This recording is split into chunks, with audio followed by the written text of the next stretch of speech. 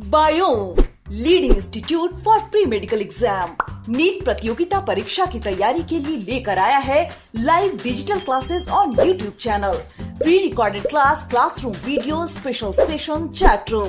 घर बैठे पूछिए सवाल, रिवीजन भी आसान। लॉकडाउन में सुनहरे सपनों को दे नई उड़ान। बायोम, नगराटोली और हीलू प्राची। Admission going on. Biome leading institute for pre medical exam. Property देख रहे थे, जो पिगमेंटेड हमने खत्म किया, जिसमें कुछ कलरेशन वाली प्रॉपर्टी हम लोग देख रहे थे, और जो फिलहाल हम लोग रेटिकुलर पढ़ रहे हैं ना, देखेंगे इसमें क्या खासियत है दिखेगा। इन तीनों टिश्यू को मिलाकर एनसीईआरटी के हिसाब से क्या कहा जाता है, तो एनसीईआरटी इनको स्पेशलाइज्ड कनेक्टिव टिश्यू कहता है। ध्यान दीजिएगा, अभी जो लाइन से तीन टिश्यू हम लोग पढ़ रहे हैं, सबसे पहले पढ़े हम लोग एडिपोज, फैट स्टोर कर रहा था, स्पेशल काम था। उस एडिपोज के बाद हम लोग क्या पढ़े, उस एडिपोज के बाद हम लोगों ने पढ़ा है पिगमेंटेड, पिगमेंटेशन कर रहा था, ये भी एक स्पेशल काम था। और फिलहाल हम लोग देखने जा रहे हैं रेटिकुलर, ये भी काफी स्पेशल काम को अभी फिलहाल क्या करेगा, अंजाम देगा। ये तीन हो गए। और इसके बाद जब हम लोग जो दो टिश्यू ऑलरेडी मैंने आपको बताया कि इसके बाद हम लोग कार्टिलेज और बोन पढ़ेंगे, तो ये तीन टिश्यू जो लाइन से अभी हम लोग देख रहे हैं, और इसके बाद जो दो टिश्यू आने वाले कार्टिलेज और बोन, इन सबको मिला के एनसीईआरटी क्या कहता है, इन सबको मिला के एनसीईआरटी कहता है स्पेशलाइज्ड कनेक्टिव टिश्यू। स्पेशलाइज्ड क्यों, क्योंकि इनके फंक्शन काफी स्पेशल हैं। तो हमेशा ध्यान रखिएगा एनसीईआरटी के हिसाब से इन सबको मिलाकर स्पेशलाइज्ड कनेक्टिव टिश्यू कहा जाता है।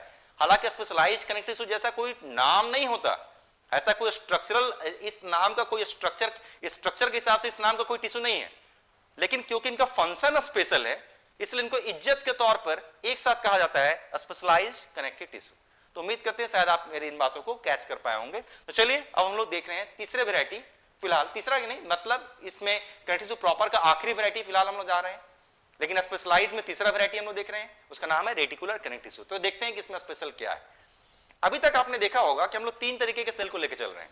पहला सेल हम लोग पढ़ रहे हैं फाइब्रोब्लास्ट या फाइब्रोसाइट, जो कि फाइबर बना रहा है बार बार, बहुत डिटेल में हम लोग उस फाइबर को पढ़ चुके हैं।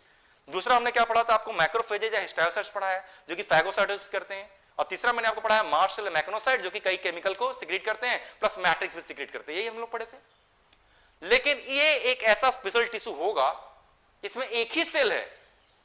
चलिए देखते हैं पहले क्या सेल है, फिर मैं बात करता हूं। रेटिकुलर, कहीं भी रेटिकुलर का मतलब होता है नेटवर्क, रेटिकुलेशन मतलब होता है नेटवर्क, मतलब इंग्लिश में कहेंगे जाल, सॉरी वेब कहेंगे, हिंदी में कहेंगे जाल, यानी जाल जैसा। यानी इसमें एक स्पेशल सेल हम लोग पढ़ने जा रहे हैं, इसका नाम होगा रेटिकुलोसाइट, या उसको रेटिकुलर सेल कहेंगे। तो जरा देखते हैं कि रेटिकुलोसाइट या रेटिकुलर सेल कैसे दिखते हैं। और स्टार शेप्ड सेल दिखते हैं। स्टार मतलब जैसे तारा इरेगुलर दिखता है ना, वैसे इरेगुलर दिखे, जैसा चाहे बना लें। तो चलिए मैं एक काम करता हूं, ऐसा ही कुछ स्टार शेप्ड सेल इस तरीके से मान लेते हैं, मैंने बनाया। मैंने क्या किया, ऐसा ही स्टार शेप्ड सेल इस तरीके से बनाया। क्या किया मैंने, ऐसा ही देखिए star shaped cell, that means irregular cell बनाया। इन्हीं सेल्स को दो नाम दे रहे हैं, फिर से मैं काम करता हूं, लेबलिंग एक तरफ कर ही देता हूं, है ना। इन सेल्स को हम क्या बुला रहे हैं, इस सेल को हम बुलाते हैं रेटिकुलोसाइट। इसको क्या बुलाएंगे, रेटिकुलोसाइट्स। और रेटिकुलोसाइट्स को क्या बुलाते हैं, इसी को हम लोग बुलाते हैं रेटिकुलर सेल्स। क्या लग रहा है, क्या जाल जैसा दिख रहा है? जवाब नहीं, जाल जैसा तो नहीं दिख रहा। ये सेल क्या रहते हैं ना, आपस में फ्यूज्ड रहते हैं। ये सेल क्या रहते हैं, आपस में देखिए कनेक्टेड है, आपस में क्या है, ये आपस में देखिए फ्यूज्ड है। ये देखिए मैंने इसको आपस में कनेक्ट कर दिया, सभी सेल्स को मैंने क्या किया, आपस में देखिए फ्यूज कर दिया। देखिए इस तरीके से मैंने क्या किया, सबको देखिए आपस में कनेक्ट किया। क्या अब जाल जैसा दिख रहा है? हाँ, अब तो जाल जैसा दिख रहा है। यही है, यानी कि जिस सेल को लेकर हम लोग यहाँ आगे बढ़ रहे हैं उसका नाम है रेटिकुलोसाइट्स। इन्हीं सेल्स को हम लोग बुलाते हैं रेटिकुलर सेल्स। ये क्या है, आपस में वेल कनेक्टेड है, और वेल कनेक्टेड होने की वजह से स्टार लाइक या wave like, reticulum network like या जाल लाइक दिख रहे हैं। तो आखिर इस सेल की खासियत क्या है? काफी खासियत है। तीन सेल आपने पढ़ा, फिर से मैंने रिपीट कर रहा हूं इस लाइन को। तीन सेल आपने पढ़ा, फाइब्रोब्लास्ट क्या करते थे जानते हैं आप, मास्ट सेल क्या करते थे जानते हैं आप, और मैक्रोफेजेस क्या करते हैं ये भी आप जानते हैं। लेकिन ये इकलौता सेल है जो तीनों का काम कर रहा है, यही है स्पेशल। यानी इकलौता सेल रेटिकुलोसाइट्स क्या करेंगे, तीनों का काम करेंगे। तीनों का काम करेंगे मतलब फाइबर भी बनाएगा। तो चलिए देखते हैं कैसा फाइबर बनाता है ना। इन सेल से क्या होते हैं, आप देखें, इन सेल से देखिए लंबे लंबे इस तरीके के फाइबर बाहर निकले हुए हैं। इन सेल से क्या निकले हुए हैं, इस तरीके से आप देखेंगे तो देखिए लंबे लंबे इस तरीके के देखिए फाइबर सेल से बाहर निकले हैं। लुक ही बताता है कि किस तरीके के फाइबर है, कोलेजन फाइबर है। लुक बता रहा है ना, कोलेजन फाइबर तो ऐसे ही हुआ करते थे, बिल्कुल कोलेजन फाइबर ही है, लेकिन थोड़ा सा चेंज करना मजबूरी है। क्यों, क्योंकि कहा जाता था कि कोलेजन फाइबर कोलेजन प्रोटीन से बनते थे ना, ये हूबहू वही चीज है, लेकिन थोड़ा सा प्रोटीन का नेचर बदल गया। क्योंकि प्रोटीन का नेचर बदल गया इसलिए प्रोटीन का नाम बदल गया। तो जब ये कोलेजन नाम के प्रोटीन से बनते थे तो इसका नाम कोलेजन फाइबर रखते थे, लेकिन अब इस प्रोटीन का नाम बदल गया, इसको हम लोग कहते हैं रेटिकुलिन प्रोटीन, इसलिए फाइबर का नाम बदल गया रेटिकुलिन फाइबर। यानी कि वहां कोलेजन प्रोटीन से बनता था तो कहते थे कोलेजन फाइबर, यहां पर रेटिकुलिन प्रोटीन से बनेगा तो क्या कहेंगे, रेटिकुलिन फाइबर कहेंगे। तो देखिए, लेकिन इसलिए क्वेश्चन पूछा भी जाता है ये जो रेटिकुलिन फाइबर हैं किस प्रोटीन से बने हैं, तो रेटिकुलिन प्रोटीन, और एक किसके मॉडिफिकेशन है, तो कोलेजन फाइबर के ही मॉडिफिकेशन है। करेगा क्या, सेम काम करेगा, स्ट्रेंथ प्रोवाइड करेगा, थोड़ा सा सिर्फ नेचर बदला, नाम बदल गया। यानी देखिए, पहला मैंने इसका आंसर आपको दे दिया कि रेटिकुलोसाइट्स नाम का सेल देख रहे हैं हम लोग, ये क्या कर रहे हैं, रेटिकुलिन प्रोटीन से बने कुछ फाइबर को बना रहे हैं, उसका नाम होता है रेटिकुलिन फाइबर। मजबूती प्रोवाइड करता है, कलर इसका भी व्हाइट ही होगा, दैट्स ऑल। लेकिन यही सेल और क्या करते हैं, मैक्रोफेजेज वाला काम भी करेंगे, मतलब फैगोसाइटोसिस। अभी आपको तत्काल समझ में आ जाएगा कि आखिर किसको खाएंगे, क्योंकि इसके आसपास तो फिलहाल आपको कुछ दिख नहीं रहा होगा कि किसको खाएंगे, लेकिन अभी थोड़ी देर में आपको दिखेगा। लेकिन फिलहाल मैंने उस लाइन को फिलहाल बोल दिया, ये फैगोसाइटोसिस भी करेंगे, किसकी तरह, मैक्रोफेजेज की तरह।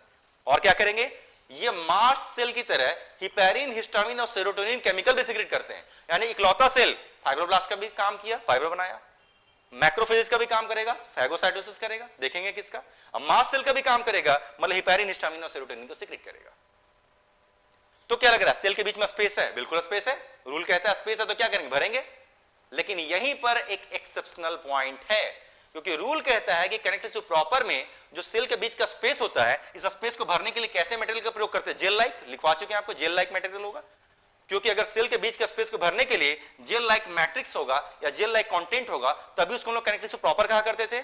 लेकिन यही यहां पर एक्सेप्शनल केस है कि इसका जो मैट्रिक्स है जो कि सेल के बीच का स्थान को भरेगा ना, वो जेल लाइक नहीं है, बल्कि मैट्रिक्स के रूप में खुद कौन है, खुद ब्लड भरा पड़ा है। यानी कि जो सेल के बीच का स्पेस है, इस स्पेस में कौन भरे पड़े हैं, सेल के बीच का स्पेस में क्या भरे पड़े हैं, ब्लड भरे पड़े हैं। यानी मैट्रिक्स इसमें जेल लाइक ना होकर क्या है, मैट्रिक्स बिल्कुल फ्लूइडी है, बिल्कुल डायरेक्टली ब्लड, यही वो स्थान है जहां से क्या गुजरता है, ब्लड गुजरता रहता है। देखिए स्पेशल हुआ ना, तो एडिपोज में स्पेशल क्या था, फैट स्टोर करता था। पिगमेंटेड में स्पेशल क्या था, पिगमेंट बनाता था, निकालता था और स्टोर भी करता था।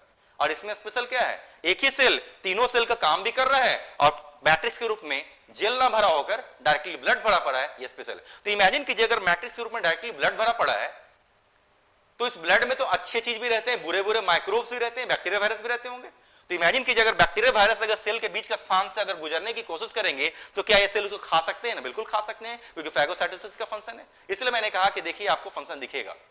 तो इसने देखिए फाइबर भी बनाया, इसने अगर इस ब्लड में कुछ माइक्रोब्स होंगे तो उसको फैगोसाइटोसिस भी कर सकता है और मास्ट सेल की तरह हिपैरिन, हिस्टामिन और सेरोटोनिन भी सीक्रेट कर सकता है। तो ये देखिए स्पेशल काम दिख रहा है, फिनिश्ड हो गया। मुझे नहीं लगता कि इसको और ज्यादा फर्दर एक्सपैंड करने की आवश्यकता है। लेकिन सबसे बड़ा चीज आता है कि इसमें आंसर, ऑप्शंस, क्या क्या एग्जांपल्स होंगे। रेटिकुलर कनेक्टिव टिश्यू कहां कहां पाया जाता है, तो रेटिकुलर कनेक्टिव टिश्यू हमारे शरीर में एक खास सिस्टम होता है। चलिए पहले मैं उस सिस्टम का नाम लिखता हूं। उस सिस्टम का नाम होता है रेटिकुलो एंडोथेलियल सिस्टम, है ना। हमारे शरीर में खास सिस्टम होता है, उसका नाम होता है reticulo endothelial system.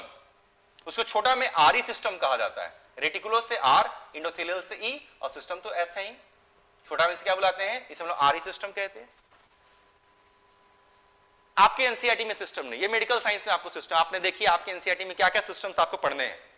Digestive system, respiratory system, circulatory system, excretory system, locomotory system, muscular system, nervous system, endocrine system, reproductive system और इम्यून सिस्टम। ये सारे सिस्टम्स हैं आपके एनसीईआरटी में, जो क्लास 11th और 12th में आप अलग अलग समय पर पढ़ेंगे।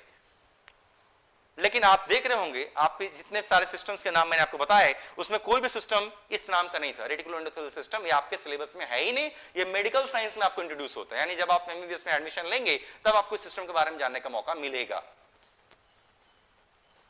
तो अगर एक सिस्टम है तो इसमें बहुत सारे ऑर्गन्स होंगे। सिस्टम है तो इसमें बहुत सारे ऑर्गन्स आते होंगे, और अगर कोई ऑर्गन, अगर बहुत सारे ऑर्गन्स आते हैं तो ऑर्गन्स के अंदर टिश्यू होता होगा, और अगर टिश्यू होता है तो कनेक्टिव टिश्यू होता होगा, और अगर कनेक्टिव टिश्यू होता है तो कौन सा होता होगा, यही है रेटिकुलर कनेक्टिव टिश्यू। आप तो जानते ही हैं, सेल मिलकर क्या बनाते हैं, टिश्यू, टिश्यू मिलकर क्या बनाते हैं, ऑर्गन, ऑर्गन मिलकर क्या बनाते हैं, ऑर्गन सिस्टम। यानी अगर ऑर्गन सिस्टम है तो इसके अंदर क्या है, ऑर्गन है। अगर ऑर्गन है तो ऑर्गन के अंदर क्या है, कनेक्टिव टिश्यू जरूर होगा। और कनेक्टिव टिश्यू जरूर होगा तो कौन सी वैरायटी होगी? Reticular connective tissue. मतलब रेटिकुलर कनेक्टिव टिश्यू एक ऐसी कनेक्टिव टिश्यू है जो कि रेटिकुलो एंडोथेलियल सिस्टम में पाए जाने वाले सारे ऑर्गन्स में मौजूद होती है। लेकिन चलिए मुझे कुछ एग्जांपल्स बता दे तो ज्यादा अच्छा। तो आखिर इस आरी सिस्टम में, ये जो आरी सिस्टम मैंने लिखा हुआ है, आखिर इस आरी सिस्टम में किस किस नाम के स्ट्रक्चर यानी ऑर्गन आते हैं? चलिए मैं कुछ एग्जांपल लिखता हूं शायद आप समझ सकें। इसमें लीवर नाम का एक काफी बेहतरीन ऑर्गन आता है। इस सिस्टम में स्प्लीन नाम का भी एक ऑर्गन आता है। इसी सिस्टम में बोन मैरो नाम का भी स्ट्रक्चर आता है, जहां पर जो कि बोन के अंदर होता है, जहां ब्लड बनता है। इसी सिस्टम में अपेंडिक्स नाम का भी एक स्ट्रक्चर आता है, जिसको आपने नाम ऑलरेडी सुनकर रखा होगा। इसी सिस्टम में थाइमस नाम का भी एक ग्लैंड है, वो इसके अंतर्गत आता है। इसी सिस्टम में लिम्फ नोड्स नाम के भी स्ट्रक्चर है, हमारे शरीर में भरे पड़े होते हैं, ये आते हैं।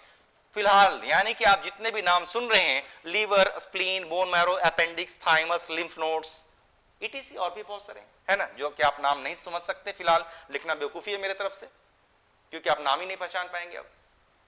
तो ये सारे सिस्टम्स इस सिस्टम के अंतर्गत, ये सारे जो ऑर्गन्स हैं इस सिस्टम के अंतर्गत आते हैं। और अगर इतने सारे ऑर्गन्स हैं तो इसके अंदर कनेक्टिव टिश्यू का प्रयोग हुआ होगा। तो इनके अंदर किस वैरायटी के कनेक्टिव टिश्यू का प्रयोग हुआ है? तो इनके अंदर इसी वैरायटी के कनेक्टिव टिश्यू का प्रयोग हुआ है। चलिए इसमें से एक नाम को मैं आपको इलैबोरेट करता हूं। वो कौन सा नाम है? वो नाम है स्प्लीन। इस नाम को जरा देखिए, स्प्लीन है ना। हमारे एब्डोमेन में ऊपर की तरफ राइट साइड में क्या होता है? लीवर। ठीक अपोजिट लेफ्ट साइड में होता है स्प्लीन। स्प्लीन के बारे में आपको एक काफी फेमस क्वेश्चन पढ़ने का मौका मिलता है। स्प्लीन के बारे में एनसीईआरटी में लिखा मिलता है, इसको आगे जाकर हम लोग पढ़ेंगे भी। लिखा मिलेगा कि spleen is also known as graveyard for RBC. Spleen के बारे में लिखा जाता है कि स्प्लीन क्या है? आरबीसी की कब्रगाह है, यानी पुराने आरबीसी स्प्लीन में तोड़े जाते हैं। कभी आपने सोचा है कि स्प्लीन में पुराने आरबीसी कैसे तोड़े जाते हैं? यही तो स्थान है। यानी स्प्लीन के अंदर ये टिश्यू है। अगर स्प्लीन के अंदर ये टिश्यू है तो ब्लड गुजरता होगा, और जब ब्लड गुजरता है यानी यहां से आरबीसी गुजरते होंगे। और कहा जाता है कि जब पुराने आरबीसी इस स्थान से गुजरने की कोशिश करते हैं तो इन सेल से क्या होते हैं? टकराते हैं। इन सेल से क्या होंगे? टकराएंगे और टकरा कर टूट जाते हैं। नतीजा उसकी मौत हो जाती है। तो चलिए थोड़ा सा मैंने आपको क्लू भी दे दिया, इसके इतने सारे एग्जांपल है। फिनिश हो गया। तो फिलहाल तक हम लोग पढ़ रहे थे कनेक्टिव टिश्यू प्रॉपर, और कनेक्टिव टिश्यू प्रॉपर में हमने आपको लूज फाइब्रस कनेक्टिव टिश्यू यानी एरोलर कनेक्टिव टिश्यू पिछले क्लास में पढ़ा दिया था। आज हमने पढ़ा व्हाइट कोलेजन कनेक्टिव टिश्यू, जिसके दो वैरायटी थे, डेंस रेगुलर, डेंस इरेगुलर। उसके बाद हमने पढ़ा है आपको येलो इलास्टिक कनेक्टिव टिश्यू। उसके बाद मैंने आपको पढ़ा है एडिपोज कनेक्टिव टिश्यू, जिसमें मोनोलोकुलर और पॉलीलोकुलर वैरायटी आपने सुना। उसके बाद मैंने आपको पढ़ा है पिगमेंटेड कनेक्टिव टिश्यू, और आखिरकार हमने पढ़ा रेटिकुलर कनेक्टिव टिश्यू। और ये हमारा कनेक्टिव टिश्यू प्रॉपर समाप्त हो गया। अब इसी कनेक्टिव टिश्यू के दूसरे वैरायटी पे चलते हैं। ऑलरेडी चार्ट मैंने आपको प्रोवाइड किया हुआ था। दूसरे वैरायटी का नाम होगा स्केलेटल कनेक्टिव टिश्यू। तो चलिए मैं इसको मिटा रहा हूं, आप चाहें तो इसका एक स्क्रीनशॉट लेकर रख सकते हैं, आगे काम आएगा।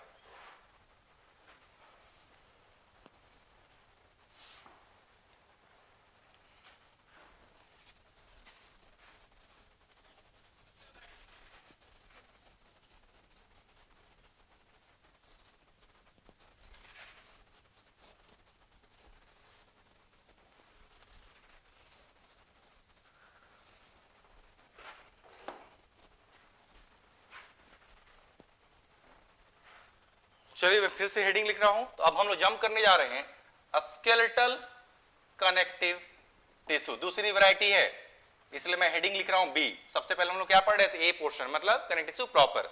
अब हम लोग पढ़ने जा रहे हैं स्केलेटल बी। इसके बाद आखिरी आएगा वैस्कुलर, जिसको हम लोग सी कहा करेंगे। तो हेडिंग है, ऑलरेडी चार्ट आपके पास है, मुझे नहीं लगता कि दोबारा समझाना चाहिए, क्योंकि लाइट चैट सेक्शन आपका फिलहाल ऑफ किया हुआ है कई सारे डिस्टर्बेंस की वजह से। तो चलिए इसको हम लोग आगे बढ़ाते हैं। स्केलेटल कनेक्टिव टिश्यू दो तरीके के हैं। वैसे भी जरा सिंपल सोचिए, नाम में तो सारा क्लू है। हमारे शरीर का जो स्केलेटल सिस्टम मतलब क्या? ढांचा। तो हमारे शरीर का जो ढांचा है, इंटरनल जो बनावट है, स्केलेटल जो टिश्यू है, दो ही नाम से ना ढांचे बनते हैं। आपने सुना होगा हमारे शरीर में कार्टिलेज भी होते हैं, बोन्स भी होते हैं, वही है, बस उसी दोनों चीज को पढ़ना है। यानी स्केलेटल कनेक्टिव टिश्यू के दो वैरायटी है। इसके पहले वैरायटी को हम लोग कहा करते हैं कार्टिलेज, ये अभी हम लोग शुरुआत करेंगे। और इसी के दूसरी जो वैरायटी होती है, इसके दूसरे वैरायटी का हम लोग नाम देंगे बोन। इसको भी आगे हम लोग पढ़ेंगे। यानी स्केलेटल कनेक्टिव टिश्यू कितने तरीके के होते हैं? दो, कार्टिलेज एंड बोन्स। नाम तो ऑलरेडी आपने सुना हुआ है, लेकिन कुछ तो डिफरेंस होता होगा। तो चलिए देखते हैं कि दोनों में क्या डिफरेंस है। पहले बेसिक डिफरेंस से शुरुआत करते हैं, फिर इसको फर्दर काफी ग्रो करना होगा। तो बेसिक डिफरेंस क्या है? बेसिक डिफरेंस ये है, ऐसे तो देखा जाए तो कार्टिलेज भी क्या है? सॉलिड। बोन्स भी क्या है? ये भी सॉलिड ही है। लेकिन कार्टिलेज सॉलिड तो है भले ही, लेकिन क्या है? सेमी रिजिड है यानी बहुत हार्ड नहीं है, इसलिए मैं यहां पे लिख सकता हूं सेमी रिजिड। और ओब्वियसली अगर बहुत हार्ड नहीं है, सेमी रिजिड है, तो क्या होगा, लचीला होगा, फ्लेक्सिबल होगा। नतीजा लिख सकते हैं फ्लेक्सिबल। यानी कार्टिलेज की जो सबसे 3 मुख्य प्रॉपर्टी पूछेगा कि आखिर किस आधार पर हमने इसे कार्टिलेज कहा। 3 इंपॉर्टेंट प्रॉपर्टी के नाम बताइए कार्टिलेज के, तो कार्टिलेज के सबसे मुख्य जो 3 इंपॉर्टेंट प्रॉपर्टी है वो यही होंगे, सॉलिड है, सेमी रिजिड है और लचीला मतलब फ्लेक्सिबल है। लेकिन बोन भी तो सॉलिड है, तो डिफरेंस कहां पर है, डिफरेंस है ये सेमी रिजिड है ना, लेकिन बोन रिजिड है, यानी सेमी नहीं पूरी तरीके से हार्ड है, तो क्या लिखेंगे, रिजिड। ये कैसा है, फ्लेक्सिबल है, लचीला है ना, लेकिन ये तो रिजिड हो गया ना, इनफ्लेक्सिबल, यानी इसमें लचीलापन बिल्कुल नहीं है। यानी अगला वर्ड यहां पर लिख सकते हैं हम लोग इनफ्लेक्सिबल। और क्या है ये, strongest and hardest connective tissue भी कहा जाता है। आप जानते हैं ये बोन से ज्यादा मजबूत और हार्ड है ना, कोई नहीं हो सकता। यानी इसके आगे 2 और इंपॉर्टेंट वर्ड मैं लिख सकता हूं, strongest and hardest connective tissue, strongest and hardest connective tissue. ये तो देखिए प्रॉपर्टी मैंने आपको लिख दिया। कार्टिलेज के मुख्य प्रॉपर्टी पूछेगा तो क्या है, सॉलिड है, सेमी रिजिड है, फ्लेक्सिबल लचीला है। लेकिन बोन्स क्या है, सॉलिड है लेकिन रिजिड है, और रिजिड होने की वजह से लचीलापन नहीं है, इनफ्लेक्सिबल है, और सबसे मजबूत और ताकतवर स्ट्रक्चर के रूप में कहा जाता है, यानी strongest and hardest connective tissue भी कहते हैं। तो देखिए कुछ आंसर हो गए। तो अब हम लोग को करना क्या है, आप जानते हैं अच्छे तरीके से। अब हम लोग को इस कार्टिलेज को क्या करना है, डिटेल में पढ़ना है। कार्टिलेज को क्या करेंगे, डिटेल में पढ़ेंगे। अब वैसे एक समय आएगा जब इस बोन को भी हम लोग काफी डिटेल में पढ़ेंगे, है ना, लेकिन पहले तो बोन में आने से पहले तो कार्टिलेज समाप्त करना होगा। तो चलिए कार्टिलेज में टाइप्स आएंगे ना, जैसे किसी भी टिश्यू में टाइप्स आते हैं तो कार्टिलेज के भी टाइप्स आएंगे। तो कार्टिलेज के 4 टाइप्स हम लोग पढ़ने वाले हैं, है ना। सबसे पहला जो कार्टिलेज के टाइप हम लोग पढ़ेंगे उसका नाम रखेंगे हाइलाइन कार्टिलेज, इसका नाम रखेंगे हाइलाइन कार्टिलेज, और इसी को ग्रिसल भी कहते हैं, इसी को ग्रिसल भी कहते हैं। देखेंगे क्या है हाइलाइन कार्टिलेज, यानी ग्रिसल से मिलता जुलता एक और कार्टिलेज हम लोग पढ़ेंगे, उसका नाम रखेंगे कैल्सीफाइड कार्टिलेज, कैल्सीफाइड कार्टिलेज। हालांकि हमारे शरीर में ये नहीं होगा, लेकिन क्योंकि इससे मिलता जुलता है इसलिए इसके ठीक बाद पढ़ लेंगे, वक्त नहीं लगेगा, 2 मिनट का काम है। अगला जो हम लोग पढ़ेंगे उसका नाम रखेंगे फाइब्रो कार्टिलेज, फाइब्रो कार्टिलेज। और अगला एक और कार्टिलेज पढ़ेंगे उसका नाम रखेंगे हम लोग इलास्टिन कार्टिलेज। यानी कार्टिलेज की जो 4 वैरायटी हम लोग पढ़ेंगे उसका नाम क्या होगा, हाइलाइन कार्टिलेज। जो वक्त लगेगा हम लोग को इसी में लगेगा। एक बार अगर आपने हाइलाइन कार्टिलेज यानी ग्रिसल अगर समझ लिया क्या है, थोड़ा सा 2-4 लाइन चेंज करेंगे कैल्सीफाइड कार्टिलेज बन जाएगा। इसी में थोड़ा सा चेंज करेंगे तो फाइब्रो बन जाएगा, इसी में थोड़ा सा चेंज करेंगे तो इलास्टिन कार्टिलेज बन जाएगा। That's all. यानी जो आपको मेहनत करना है हाइलाइन के लिए मेहनत करना है, और ये देखिए कार्टिलेज हम लोग तेजी से खत्म कर डालेंगे, और जब खत्म होगा तो बोन पे चलेंगे। तो चलिए सबसे पहले हम लोग शुरुआत करते हैं हाइलाइन कार्टिलेज से। आप फिर से चाहें तो इसका एक स्क्रीनशॉट लेकर फिलहाल रख सकते हैं, शायद आपको मदद करे कि किसके बाद क्या आने वाला है।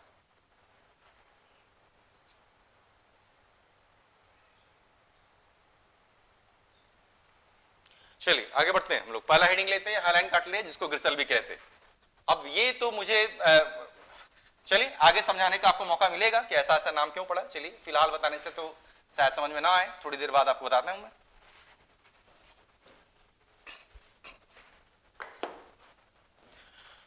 लिख रहा हूं मैं हेडिंग यहां पर। तो अभी हम लोग जो शुरुआत करने जा रहे हैं उसका नाम है हाइलाइन कार्टिलेज।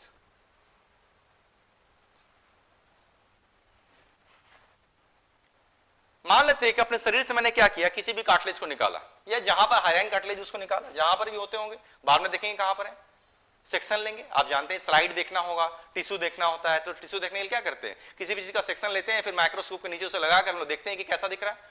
तो हम लोग क्या कर रहे हैं ना फिलहाल कि हाइलाइन कार्टिलेज, इसका टिश्यू ये कैसा दिखता होगा, यानी शरीर से पहले निकाला गया होगा, उसका एक स्लाइड बनाया गया होगा, और स्लाइड को माइक्रोस्कोप के नीचे रख कर देखा गया होगा। तो जो इमेज दिखेगा सेम इमेज मैं आपको यहां पर बनाने जा रहा हूं।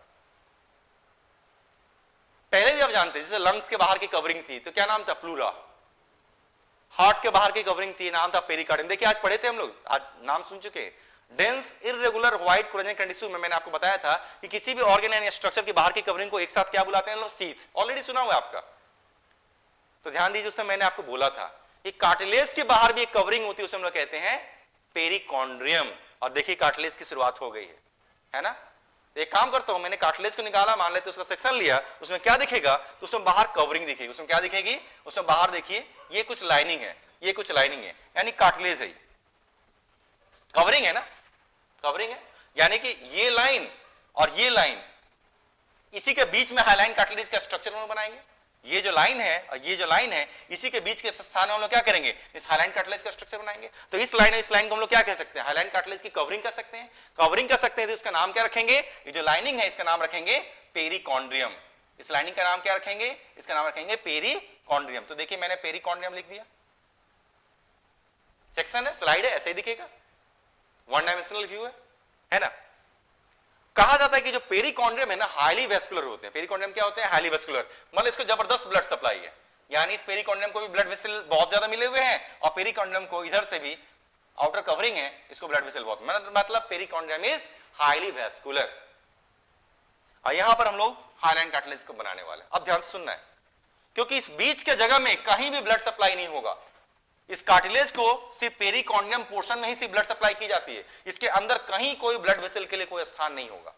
चलिए स्ट्रक्चर ड्रॉ करते हैं, कैसा दिखना चाहिए कार्टिलेज, हाइलाइन कार्टिलेज में, या कार्टिलेज, सीधा कार्टिलेज में बोलता हूं फिलहाल। इस कार्टिलेज के जो सेल होते हैं कैसे दिखते हैं, चलिए मैं एक बड़े साइज के एक सेल को बीच में यहां पर बना के दिखाता हूं। इस कार्टिलेज में काफी बड़े साइज के ओवल शेप्ड सेल होते हैं। काफी बड़े साइज के जो ओवल शेप दिख रहे हैं, सेल दिख रहे हैं ना, इसके अंदर जो न्यूक्लियस होता है वो भी काफी बड़ा ही होता है, वो भी ओवल शेप होता है। यानी सेल भी कैसा है, यानी सेल भी कैसा है, ओवल शेप। और इस सेल के अंदर पाया जाने वाला जो न्यूक्लियस है, वो न्यूक्लियस भी कैसा है, वो भी ओवल शेप है। और इस सेल को दो नाम से संबोधित करने वाले हैं। ये जो सेल आपको दिख रहे हैं ना, इसको हम लोग कॉन्ड्रोब्लास्ट भी कहेंगे और इन्हीं सेल्स को हम लोग कॉन्ड्रोसाइट्स भी कहेंगे, एक ही नाम है। लेकिन चलिए थोड़ा सा मैं आपको यहां पर आपके कॉन्सेप्ट को थोड़ा क्लियर किए देता हूं। किसी भी सेल के नाम के आगे अगर ब्लास्ट लिखा रहे या किसी भी सेल के नाम के आगे अगर साइट्स लिखा रहे ना, तो दोनों में डिफरेंस होता है। अगर किसी सेल के नाम के आगे ब्लास्ट लिखा रहे ना, तो ब्लास्ट का मतलब है कि वो लगातार ब्लास्ट करेगा, ब्लास्ट मतलब डिवाइड करेगा, यानी मदर सेल्स होते हैं, स्टेम सेल्स होते हैं, इसलिए नाम में लिखा रहता है ब्लास्ट, क्योंकि जिंदगी भर वो डिवाइड करने की क्षमता रखते हैं, है ना। लेकिन मान लेते हैं कि एक सेल है जिसका नाम में ब्लास्ट जुड़ा हुआ है, मतलब डिवाइड करेगा, ब्लास्ट करेगा, डिवाइड करके नए सेल बनाएगा। तो जो नए सेल इससे बनेंगे ना, उसे हम लोग कहते हैं साइट्स। यानी किसी भी सेल के नाम के आगे अगर ब्लास्ट सेल है तो मदर सेल है, वो डिवाइड करने की क्षमता रखता है, और डिवाइड करके जो नए सेल बनेंगे उससे जो डिवाइड आगे नहीं करेगा उसको हम लोग कहेंगे साइट्स। तो ये थोड़ा सा डिफरेंस आपको याद रखना होगा। तो जनरली पूरे शरीर में इसी रूल को फॉलो किया जाता है कि जो ब्लास्ट नाम का सेल होते हैं वो अलग होते हैं और जो साइट्स नाम के सेल होते हैं वो क्या अलग होते हैं। लेकिन यहां पर अगर आप ध्यान दें तो मैंने इसी सेल को दोनों नाम दे दिए। मैंने इसी सेल को कॉन्ड्रोब्लास्ट भी कह दिया, इसी सेल को कॉन्ड्रोसाइट्स भी कह दिया। ऐसा क्यों? ऐसा इसलिए क्योंकि इन सेल्स को लगभग कभी भी जिंदगी में डिवाइड करने का मौका ही नहीं मिलने वाला, है ना। यानी कि ये सेल कॉन्ड्रोब्लास्ट है, बिल्कुल है, लेकिन क्योंकि जिंदगी भर डिवाइड ही नहीं कर पाएंगे, यानी इससे तो साइड बनेगा ही नहीं। जब साइड बनेगा ही नहीं तो क्यों ना इसी को साइड्स भी कह दें, सिंपल। अब सिंपल आपके दिमाग में क्वेश्चन उठेगा कि आखिर डिवाइड क्यों नहीं करेंगे?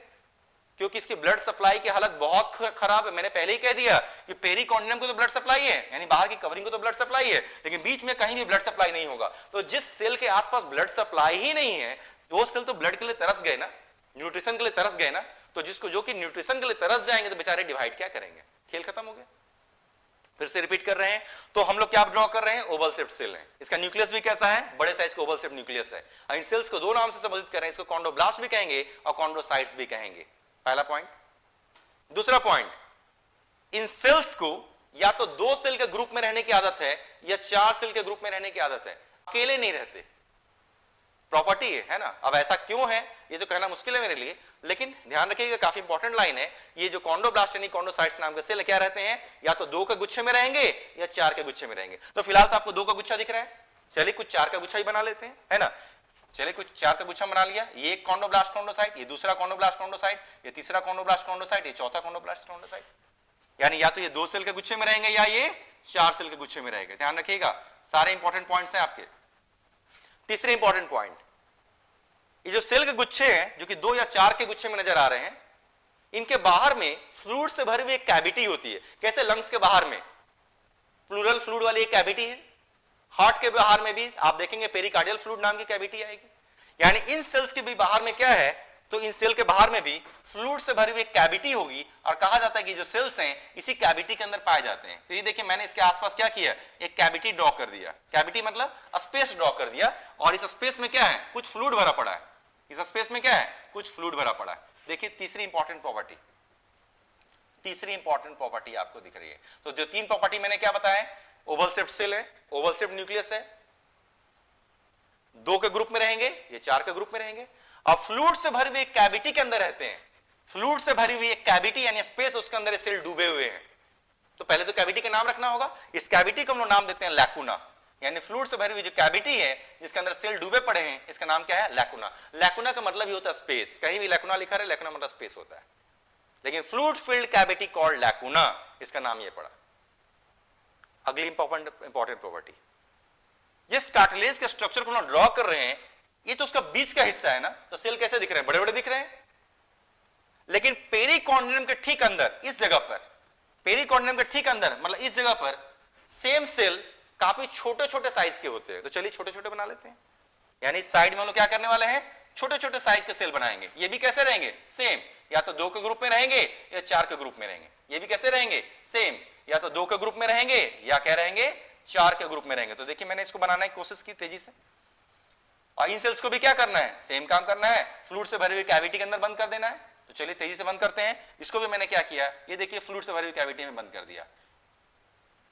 ये भी इंपॉर्टेंट पॉइंट है जो क्वेश्चन में पूछेगा कि जो पेरिफेरल रीजन है, जो साइड का हिस्सा है, यानी पेरिकॉन्डियम के ठीक अंदर का जो हिस्सा है दोनों तरफ से, वहां पर सेल्स कैसे दिखेंगे, तो यहां पर सेल्स छोटे साइज के दिखेंगे, क्योंकि सेल्स अगर छोटे साइज के दिखेंगे तो ऑब्वियसली ज्यादा संख्या में हटेंगे। लेकिन बीच में सेल्स कैसे दिखेंगे, तो बीच में सेल्स काफी बड़े साइज के दिखेंगे, ऑब्वियसली सेल अगर बड़े साइज के दिखेंगे तो संख्या में तो कम ही हटेंगे। Common concept. तो अभी तक के मैं तेजी से रिकैप कर रहा हूं। तो हाइलाइन कार्टिलेज में बाहर की कवरिंग को क्या कहते हैं, पेरिकॉन्डियम। पेरिकॉन्डियम कैसे होते हैं, हाईली वेस्कुलर, ब्लड सप्लाई जबरदस्त है। इस कार्टिलेज के बीच के हिस्से में ब्लड सप्लाई बिल्कुल नहीं है। इसके सेल कैसे हैं, ओवल शेप्ड सेल है, न्यूक्लियस भी ओवल शेप्ड है, इसको कॉन्डोब्लास्ट या कॉन्डोसाइट बुलाते हैं। ये कॉन्डोब्लास्ट या कॉन्डोसाइट्स क्या होते हैं, तो फ्लूइड से भरी हुई कैविटी में अंदर बंद रहते हैं, तैरते रहते हैं, और फ्लूइड से भरी हुई कैविटी को बुलाते हैं हम लोग लैकुना। ये जो सेल्स कैसे होते हैं, बीच के एरिया में अगर आप देखेंगे तो बीच के एरिया में बड़े साइज के हैं, अब ऑब्वियसली बड़े साइज के हैं तो संख्या में कम दिखेंगे। लेकिन अगर साइड के पेरिफेरल हिस्से में अगर आप देखेंगे, साइड के हिस्से में, तो सेल क्योंकि छोटे साइज के हैं और छोटे साइज के ऑब्वियसली संख्या में ज्यादा है। आखिर क्यों, आखिर पेरिकॉन्डियम के ठीक अंदर, पेरिकॉन्डियम के ठीक अंदर मतलब पेरिफेरल एरिया में ये सेल्स छोटे साइज के हैं, ज्यादा संख्या में है, ऐसा क्यों, इतनी भीड़ इसने क्यों लगा कर रखी है? क्योंकि भोजन मिलना आसान है, भोजन मिलना आसान है। भोजन कहां से मिलेगा, क्योंकि पेरिकॉन्डियम तो हाईली वेस्कुलर है, क्योंकि पेरिकॉन्डियम तो हाईली वेस्कुलर है। तो पेरिकॉन्डियम अगर हाईली वेस्कुलर है तो न्यूट्रिशन इधर से भी अंदर आता होगा, धीरे धीरे ही सही, न्यूट्रिशन इधर से भी अंदर आता होगा, धीरे धीरे सही। और यही वजह है कि सेल ने क्या किया, भीड़ लगाकर रखी हुई है। सेल ने क्या किया है, भीड़ लगाकर रखी हुई है, क्योंकि उसकी जरूरत आराम से पूरी हो जा रही है। जो भी चीज चाहते होंगे आराम से मिल जाता होगा, और इनके पास अगर कुछ बेकार चीज होते होंगे आराम से बाहर निकाल देते होंगे, इधर से भी इधर से भी। लेकिन यहीं पर थोड़ा सा एक कॉन्सेप्ट आ गया, क्योंकि इनकी जरूरत पूरी हो रही होगी तो धीरे धीरे क्या होगा, न्यूट्रिशन जल्दी मिलेगा, और न्यूट्रिशन मिलने की वजह से धीरे धीरे क्या होंगे, साइज में बड़े होने लगेंगे, धीरे धीरे साइज में क्या होंगे, बड़े होने लगेंगे। और जब बड़े होने लगेंगे तब भी क्या साइड में ही रहेंगे, बीच में आने लगेंगे। यानी जैसे जैसे इन सेल्स को न्यूट्रिशन मिलता जाएगा क्या होंगे, साइज में बड़े होंगे, और बड़े होते होते धीरे धीरे साइड से किधर आ जाएंगे, बीच में। ये सेल क्या होंगे, धीरे धीरे न्यूट्रिशन मिलेगा, बड़े होंगे, बड़े होते होते धीरे धीरे कहां, साइड से किधर आ जाएंगे, बीच में आ जाएंगे। ये भी कॉन्सेप्ट है। लेकिन इस तरीके के ग्रोथ को क्या कहते हैं, इस तरीके के ग्रोथ को हम लोग कहते हैं यूनिडायरेक्शनल ग्रोथ। यानी कार्टिलेज के सेल की साइज जो बढ़ रही है एक ही डायरेक्शन बढ़ रही है, इधर से इधर भी बीच में ही आ रहे हैं, इधर से इधर भी बीच में ही आ रहे हैं। इस तरीके की ग्रोथ को हम लोग कहते हैं यूनिडायरेक्शनल ग्रोथ। यानी कार्टिलेज के सेल की ग्रोथ किस से किधर होती है, तो फ्रॉम पेरिफेरल रीजन से सेंट्रल रीजन की तरफ। ये भी पेरिफेरी से बढ़कर सेंटर में आएंगे, ये भी पेरिफेरी से बढ़कर सेंटर में आएंगे। तो कार्टिलेज की ग्रोथ पेरिफेरल से सेंट्रल रीजन में होती है। काफी इंपॉर्टेंट पॉइंट है। अब बोन में देखिए यही डिफरेंस होगा, जब कार्टिलेज खत्म करके जब हम बोन में जंप करेंगे तो आप देखेंगे कि बोन में जो नए सेल होंगे ना, इधर से इधर भी जाएंगे, इधर से इधर भी आएंगे। लेकिन कार्टिलेज में तो सिर्फ साइड से बीच में ही आ रहे हैं ना, जबकि बोन में साइड से बीच में भी आएगा और बीच से भी साइड में जाएगा। लेकिन कार्टिलेज में तो सिर्फ साइड से बीच में ही आ रहे हैं। तो ध्यान रखिएगा, कार्टिलेज की ग्रोथ ऑलवेज यूनिडायरेक्शनल होती है, जबकि बोन की ग्रोथ ऑलवेज बाई डायरेक्शनल होगी।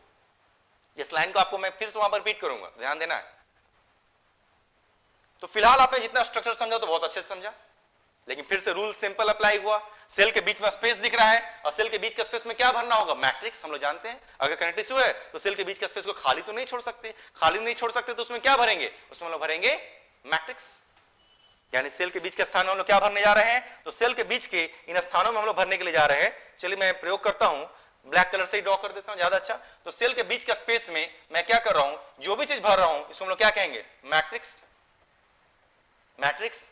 अब बस अब इसी मैट्रिक्स के क्वेश्चन बढ़ने वाला है, ध्यान दीजिए। तो सेल के बीच के स्पेस में मैंने जो भी चीज भर दिया इसका नाम क्या रख रहे हैं, इसका नाम रख रहे हैं हम लोग मैट्रिक्स। अब सारा पॉइंट इस मैट्रिक्स के लिए बहुत खास है। मैट्रिक्स क्या है, बहुत खास है। इसमें देखिए कई पॉइंट्स बन जाएंगे।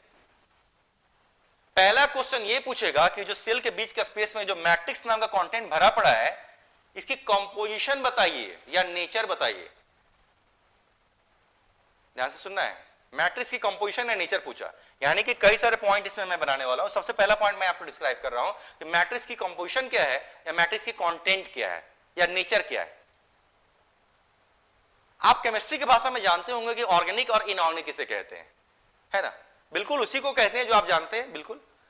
लेकिन मैं ह्यूमन साइंस के को सिर्फ जानता हूं, सिर्फ मैंने आदमी की पूरी पढ़ाई कर रही, इसलिए मैं सिर्फ आदमी की रिस्पॉन्सिबिलिटी ले रहा हूं। बाकी जानवर के बारे में मुझे कोई आइडिया नहीं है और ना ही मेरे पास उतना वक्त है कि मैं उसे देखूं।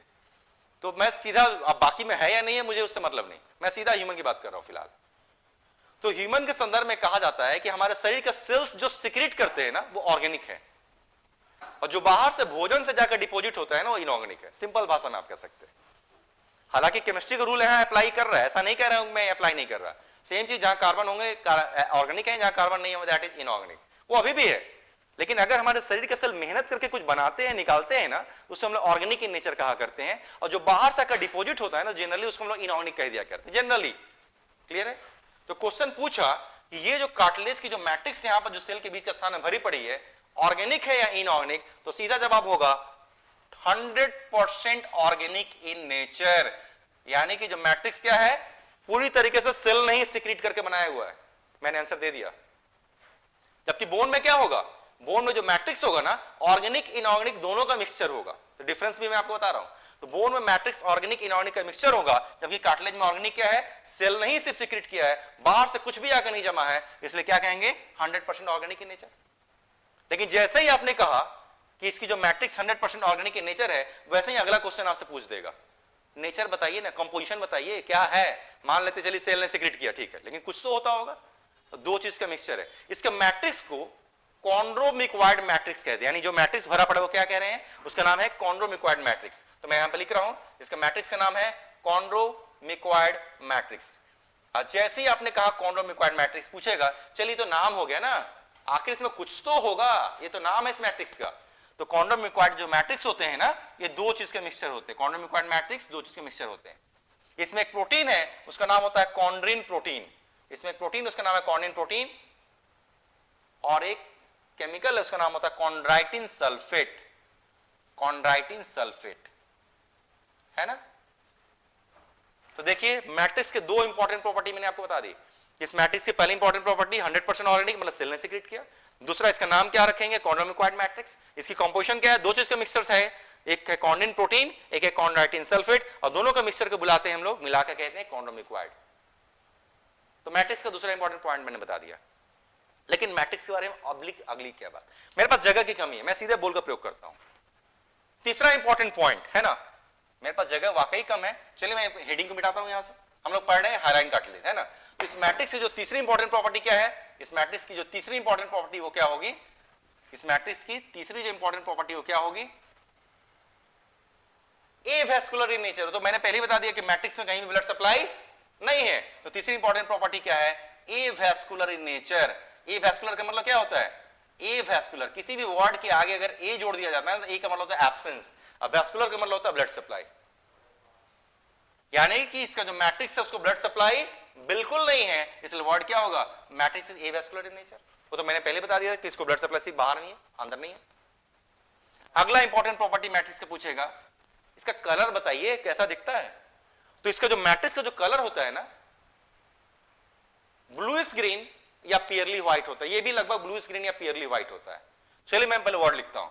मैट्रिक्स का कलर क्या होगा, तो मैट्रिक्स का कलर या तो ब्लूइश ग्रीन होगा या ये पियरली व्हाइट होगा। ब्लूइश ग्रीन मतलब होता है ब्लू और ग्रीन का मिक्सचर, मुख्यतः ब्लू होगा इसलिए ब्लू को पहले मैंने रखा। अब पियरली व्हाइट का मतलब, पियर मतलब होता है नाशपाती, नाशपाती को कट करेंगे तो उसके अंदर बिल्कुल दूध जैसा व्हाइट नहीं दिखता, थोड़ा पीलापन वाला व्हाइट दिखता है, उसी पीलेपन वाले व्हाइट को कहते हैं पियरली व्हाइट। यानी मैट्रिक्स का कलर पूछेगा तो आंसर क्या होगा, matrix looks bluish green in colour और पियरली व्हाइट इन कलर। अगली इंपॉर्टेंट प्रॉपर्टी, मैट्रिक्स की अगली important property, transparent like a glass. अगर इस मैट्रिक्स से आर पार देखने की कोशिश की जाए ना, जैसे शीशे के हम लोग आर पार देख सकते हैं, ठीक वैसा ही शीशे के आर पार बिल्कुल इसे नजर आता है। काफी इंपॉर्टेंट प्रॉपर्टी है ना। अगली इंपॉर्टेंट प्रॉपर्टी मैं लिख रहा हूं, transparent like a glass, transparent like a glass, बिल्कुल आर पार दिखेगा शीशे जैसा। आखिरी इंपॉर्टेंट प्रॉपर्टी, एक और लाइन बच गया जिसको मैं यहीं पर बगल में नीचे लिख रहा हूं, एनसीईआरटी का लाइन है इस बार, प्लायबल एंड रजिस्ट कॉम्प्रेशन। पहले इस लाइन को लिखता हूं फिर मतलब समझते हैं हम लोग। तो अगला लाइन है pliable and resist compression, pliable and resist compression. ये भी काफी इंपॉर्टेंट पॉइंट है। प्लायबल मतलब क्या, प्लायबल मतलब होता है लचीला, है ना। आप देखते होंगे ना अक्सर लोग कुछ जब आप मेले वगैरह में सर्कस में जाते होंगे तो आप देखते होंगे कुछ स्टूडेंट्स होते हैं या कुछ बच्चे होते हैं जो किसी खास चीज पे रबर जैसे कुछ रहता है कंटेंट, उसके ऊपर वो जंप करते हैं, झूलते हैं, काफी एंजॉय आता है। उतने ही जबरदस्त लचीले चीज को, फ्लेक्सिबल चीजों को हम लोग क्या करते हैं, प्लायबल। तो अगर कोई चीज बहुत लचीला है जिसके ऊपर आप जंप कर रहे हैं, उछल रहे हैं, यानी जैसे ही आपने उसके ऊपर जंप किया, कंप्रेशन हुआ होगा, दबा होगा, और दबने के बाद उसने क्या किया, आपके ऊपर फेंक दिया झटके में, यानी उसने कंप्रेशन को क्या किया, रजिस्ट किया, विरोध किया। एग्जैक्टली वही है मैट्रिक्स। अगर इस मैट्रिक्स को यहां से दबाने की कोशिश करेंगे तो क्या होगा, मैट्रिक्स क्या होगा, दबेगा और दबने के बाद झटके से अपने आप वापस अपनी जगह पर फिर से वापस रिप्लेस आ जाएगा। तो मैट्रिक्स क्या है, एनसीईआरटी की लाइन है ये, प्लायबल एंड रजिस्ट कंप्रेशन, यानी जब आप इसे दबाएंगे तो जबरदस्त लचीला है, जैसे ही दबाएंगे, जितना दबाएंगे, जैसे ही छोड़ेंगे तत्काल वापस अपनी जगह चला आएगा। तो ध्यान रखिएगा, इस हाइलाइन कार्टिलेज जिसको सबसे पहली वैरायटी पढ़ रहे हैं, सबसे खूबसूरत दिखने वाली कार्टिलेज हमारे शरीर की, इससे खूबसूरत दिखने वाला कोई कार्टिलेज नहीं। देखिए जरा सोचिए ना, जिसका कलर ब्लूइश ग्रीन दिखता हो, जिससे आप बिल्कुल आर पार देख सकते हो, बिल्कुल शीशे के समान चमकदार होता होगा ना, तो बिल्कुल शीशे के समान बिल्कुल आर पार दिखता है, बिल्कुल चमकदार होता है, काफी इंटरटेनिंग होता है ना। तो सबसे खूबसूरत दिखने वाला कार्टिलेज है, कलर तो मैंने बता ही दिया, ब्लू स्क्रीन है, ट्रांसपेरेंट है। तो मैट्रिक्स के सारे प्रॉपर्टी पूछे जाएंगे, इसलिए मैं फ्रेशली इसको एक बार लास्ट रिकैप आपको करता हूं तेजी से। 100% ऑर्गेनिक मतलब सिर्फ सेल ने सीक्रेट किया। नाम क्या होगा, कॉन्डोमिक्वाइड मैट्रिक्स। दो चीज का मिक्सचर हो गया, प्रोटीन है कॉर्निन प्रोटीन और कॉर्नेटिन सल्फेट है, कहीं बाहर से नहीं आया, सेल ने सीक्रेट किया है, और दोनों के मिक्सचर को बुलाते हैं हम लोग कॉन्डोमिक्वाइड मैट्रिक्स। कैसा है मैट्रिक्स को, ब्लड सप्लाई बिल्कुल नहीं है, और क्या है, ब्लू स्क्रीन या पियरली व्हाइट कलर का दिखेगा, और क्या है, बिल्कुल शीशे के सामने आर पार दिखेगा, और जबरदस्त लचीला है, आप कितना भी दबाने की कोशिश करें इसके ऊपर कोई फर्क नहीं पड़ेगा। और इसी कार्टिलेज को हम लोग कहते हैं हाइलाइन कार्टिलेज, ग्रिसल। ग्रिसल क्यों, ग्रिसल का मतलब होता है चमकना, साइन करना, है ना। जिस तरीके से गाड़ियां के जैसे गाड़ी जिसको हम लोग ड्राइव करते हैं क्या होता है, जैसे कार वगैरह देखिए एकदम चमकदार साइनिंग, आप बिल्कुल साफ कर दे, चमकता, ग्लेज करता है ना, साइन करता है। तो साइन करने को ग्रिसल भी कहते हैं, है ना, क्योंकि शीशे के समान है तो बिल्कुल साइन करता होगा, चमकदार होता होगा, इसलिए इसको हाइलाइन कार्टिलेज का दूसरा नाम ग्रिसल भी कहता है। ग्रिसल भी लोग इसे कहा करते हैं, तो चलेगा, हो सकता है आपको ऑप्शन में ग्रिसल ही दिखे, तो तैयार रहिए उस नाम को एक्सेप्ट करने के लिए। तो ये देखिए सबसे पहला मैंने आपको पढ़ा दिया, इसका नाम था हाइलाइन कार्टिलेज। अब इसके एग्जांपल्स पे जंप करने वाले हैं। अगर आपने इस कार्टिलेज को समझ लिया तो बाकी जो कार्टिलेज के आपके एग्जांपल्स आने वाले हैं ना, बहुत आसान है, 2-2, 3-3 मिनट में बाकी एग्जांपल्स या बाकी टाइप्स हम लोग खत्म कर पाएंगे। तो उम्मीद करते हैं आपको इन चीजों को या हाइलाइन को मैंने समझाने में सफल हुआ हूं। अब सीधे एग्जांपल्स पे जंप करते हैं। मैं क्या करता हूं, जो लिखे हुए पोर्शन उसको मैं फिलहाल मिटाता हूं, आप चाहें तो उसका एक स्क्रीनशॉट लेकर फिलहाल रख सकते हैं ना, सिर्फ लिखे हुए पोर्शन को मैं मिटाऊंगा जिससे कि मैं आपको एग्जांपल्स वहां पर कुछ ड्रॉ करके या लिख कर समझा सकूं। उम्मीद करते हैं आपने स्क्रीनशॉट ले ही लिया होगा। मैं आगे बढ़ता हूं।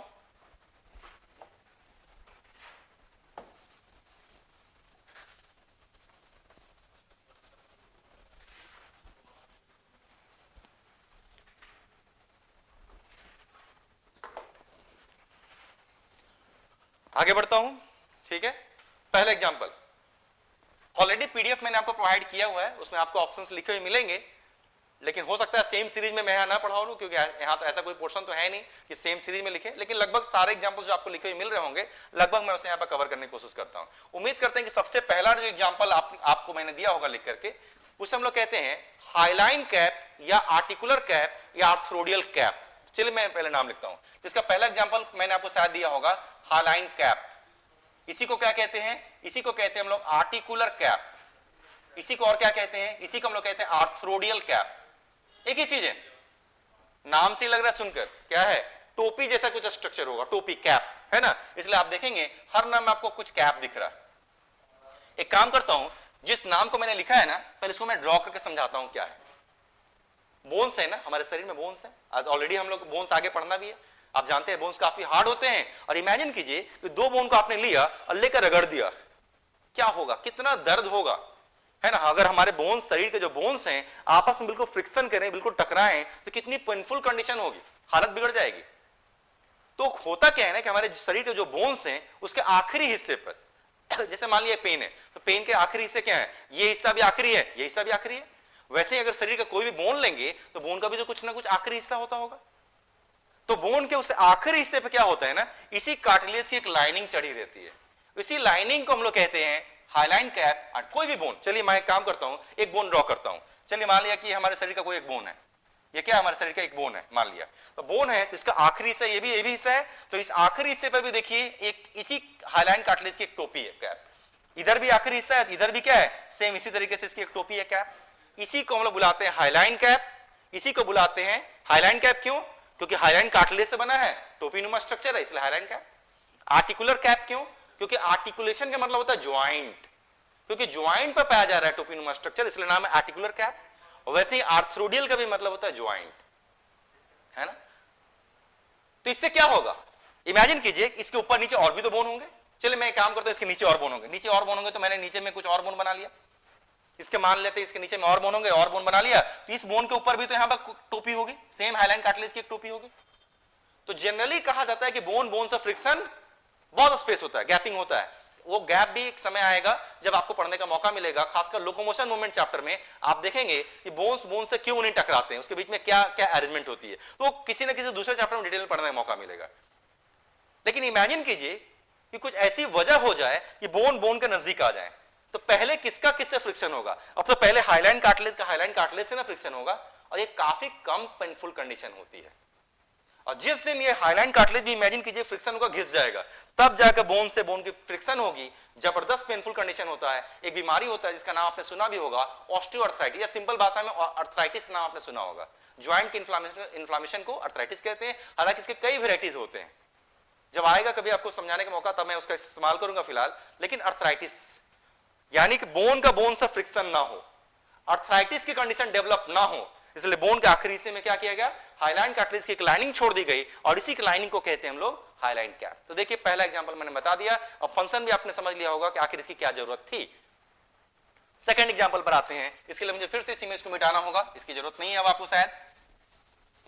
सेकंड एग्जांपल पर आते हैं, देखिए नाम में ही क्लू है, क्योंकि हाइलाइन कार्टिलेज है इसलिए नाम में ही हाइलाइन कैप नाम पड़ गया। दूसरा जो एग्जांपल है वो भी लगभग ऐसा ही है। जब आप इस खोपड़ी का इमेज पढ़ेंगे एक समय, लोकोमोशन मूवमेंट पहले भी मैंने आपको बताया, आज इसके बारे में एक बार और भी मैंने आपको समझाया, सूचर ज्वाइंट समझा रहे थे, है ना। तो आप देखेंगे जब इस खोपड़ी का फोटो आप देखेंगे तो इसके नीचे इस जगह पर घोड़े की नाल, आपने देखा होगा घोड़े की नाल कैसी होती है, इस तरीके से गोल से घूमी रहती है। इस जगह पर घोड़े की नाल के समान आपको एक बोन दिखेगा, उस बोन का नाम होता है हाइयाइड बोन, है ना। हालांकि लोग उसे हाइयाइड बोन कहते हैं, नाम बिल्कुल बोन है भी, है ना। चलिए एक काम करते हैं, इस जगह पर घोड़े की नाल जैसा एक बोन है, नाम हाइयाइड बोन। चलिए इस बोन का स्ट्रक्चर ड्रॉ करते हैं। तो मान लिया कि एक ऐसा ही बोन है, घोड़े की नाल जैसा दिखता है, इस बोन का नाम क्या है, इस बोन का नाम रखें हम लोग हाइयाइड बोन। लेकिन इस हाइयाइड बोन का जो आखिरी हिस्सा, यानी हाइयाइड बोन है तो इसका आखिरी हिस्सा ये भी है, इसके आखिरी हिस्से में भी सेम इसी कार्टिलेज की एक लाइनिंग होती है, इसके आखिरी हिस्से में भी सेम इसी कार्टिलेज की एक लाइनिंग होती है, और इसी दोनों पॉइंट कार्टिलेज की मदद से ये यहां से और यहां से जुड़ा हुआ है ना। इसी दोनों कार्टिलेज, हाइलाइन कार्टिलेज की मदद से क्या है, ये यहां से जुड़ा हुआ है। और ये देखिए, तो ये बीच का पोर्शन बोन है, इसमें कोई शक नहीं, लेकिन आखिरी का हिस्सा क्या है, कार्टिलेज है ना। और इस पूरे को तो देखिए हाइलाइड, इसलिए इसका नाम बोन कहा जाता है, क्योंकि इसका ज्यादातर हिस्सा तो बोन है ना, लेकिन हाइलाइड बोन का भी आखिरी हिस्सा क्या है, हाइलाइन कार्टिलेज से बना हुआ है। तो ये भी एग्जांपल। तो अब आप पूछेंगे आखिर करता क्या है, काफी इंपॉर्टेंट बोन है, काफी इंपॉर्टेंट बोन है। इस जगह पर घोड़े के नाल के समान जो बोन, हाइयाइड बोन, आखिर कर क्या रहा है, इसके दो इंपॉर्टेंट फंक्शन है। आप ऑलरेडी जानते हैं, ट्रैकिया आप पढ़ चुके हैं, है ना। Breathing and exchange of gases आपका चैप्टर चल रहा है, जिसमें आप जानते हैं कि जहां से हम लोग सांस लेते हैं एयर का पैसेज है। तो जरा सोचिए, ट्रैकिया यहां से शुरू होता है और यहां से शुरू होकर इस तरीके से लंग्स वगैरह की तरफ आगे बढ़ जा रहा है, ये जो भी है। लेकिन इमेजिन कीजिए ट्रैकिया यहां से शुरू है, अगर इसको सपोर्ट नहीं देंगे क्या अंदर गिर नहीं जाएगा? सोच के देखिए, सिंपल कॉन्सेप्ट है, एकदम सिंपल सोचिए। क्योंकि ट्रैकिया अगर यहां पकड़ के लटका कर नहीं रखेंगे तो ट्रैकिया तो अंदर झूल जाएगा, अंदर चला जाएगा, तो मौत हो सकती है। तो ट्रैकिया को किसने पकड़ कर रखा है? इसी हायाइड बोन ने क्या किया है, इस ट्रैकिया को टांग करके रखा हुआ है। तो ये जो हायाइड बोन है इसने क्या किया, इस ट्रैकिया को इस तरीके से कुछ स्ट्रक्चर की मदद से टांग कर रखा है जिससे ट्रैकिया अंदर ना चला जाए। पहला फंक्शन मैंने बता दिया इसका। इसका एक और फंक्शन है, टंग को भी बांध कर रखा है। आप किसी व्यक्ति के टंग को पकड़े और लेकर बाहर खींच दे, क्या निकल जाएगा? हाथ में आएगा? नहीं आएगा। क्यों? क्योंकि टंग का जो पिछला हिस्सा है ना, इसी हायाइड बोन से, ये जो हायाइड बोन है, इसी हायाइड बोन से हमारे टंग का पिछला हिस्सा एक लिगामेंट यानी रस्सी नुमा स्ट्रक्चर से भी लपेटा हुआ है ना? लिगामेंट रस्सी नुमा स्ट्रक्चर से लपेटा हुआ है, ये ध्यान रखना होगा। तो चलिए, मैंने शायद दूसरा एग्जांपल भी आपको समझाया, शायद बेहतर तरीके से आपको समझ में आया होगा। तो इसको मैं नाम लिख सकता हूं। तो दूसरा एग्जांपल क्या होगा? फाउंड कनेक्टेड विद हायाइड बोन, या सीधा मैं हायाइड बोन लिखता हूं। कंफ्यूज नहीं होना है क्योंकि पूरा का पूरा बोन तो नहीं है, लेकिन इसी हायाइड बोन में कहीं ना कहीं कार्टिलेज आपको दिख रहा था। अगले एग्जांपल पर सीधे आते हैं, और कहां पर है? जो मछलियां पाई जाती है ना, मछलियां दो वैरायटी की होती हैं।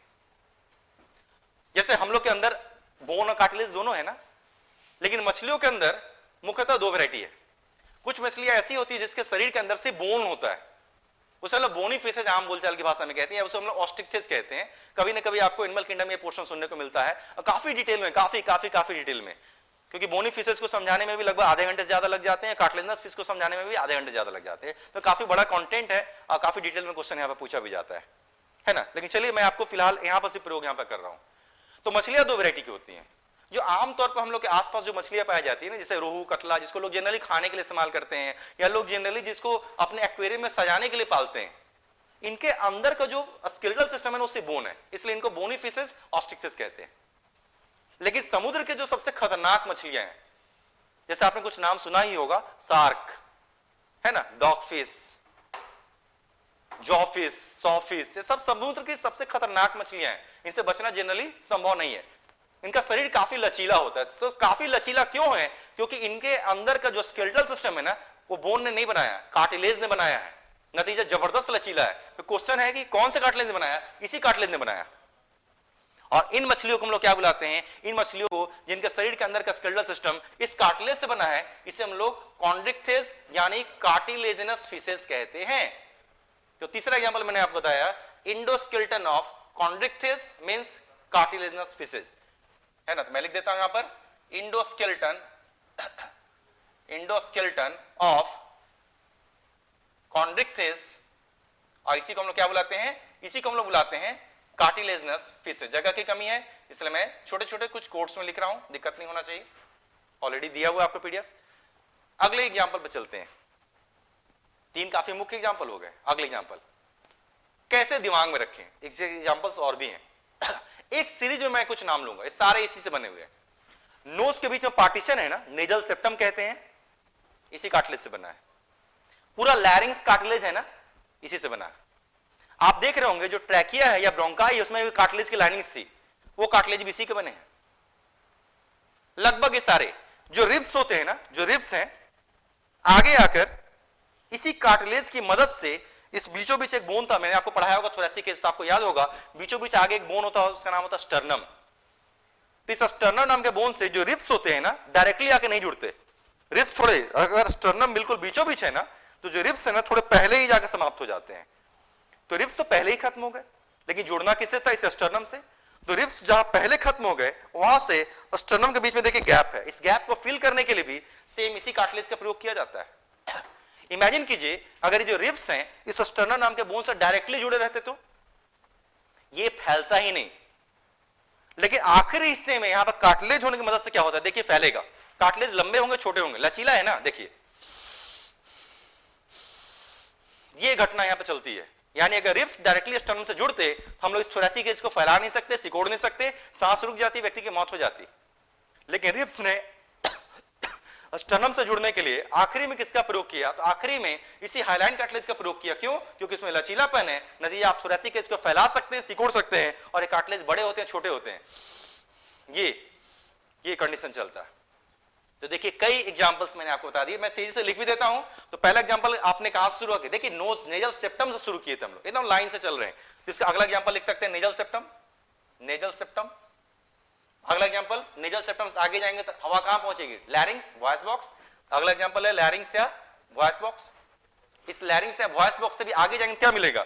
एयर पैसेज के कार्टिलेज मिलेंगे, जिसको ट्रैकिया ब्रोंकाई के कार्टिलेज ऑलरेडी आप जानते हैं। मैं सीधा लिखता हूं cartilaginous rings of air passage. और क्या एग्जांपल मैंने आपको बताया? रिब्स के आखिरी से है ना, इसको कहते हैं लोग कॉस्टल कार्टिलेज, है ना। तो अगला एग्जांपल मैं लिख सकता हूं costal cartilage of ribs, costal cartilage of ribs. ये रहे सबसे मुख्य एग्जांपल, और इस तरीके से हम लोगों ने हाईलाइन कार्टिलेज को फिनिश कर डाला।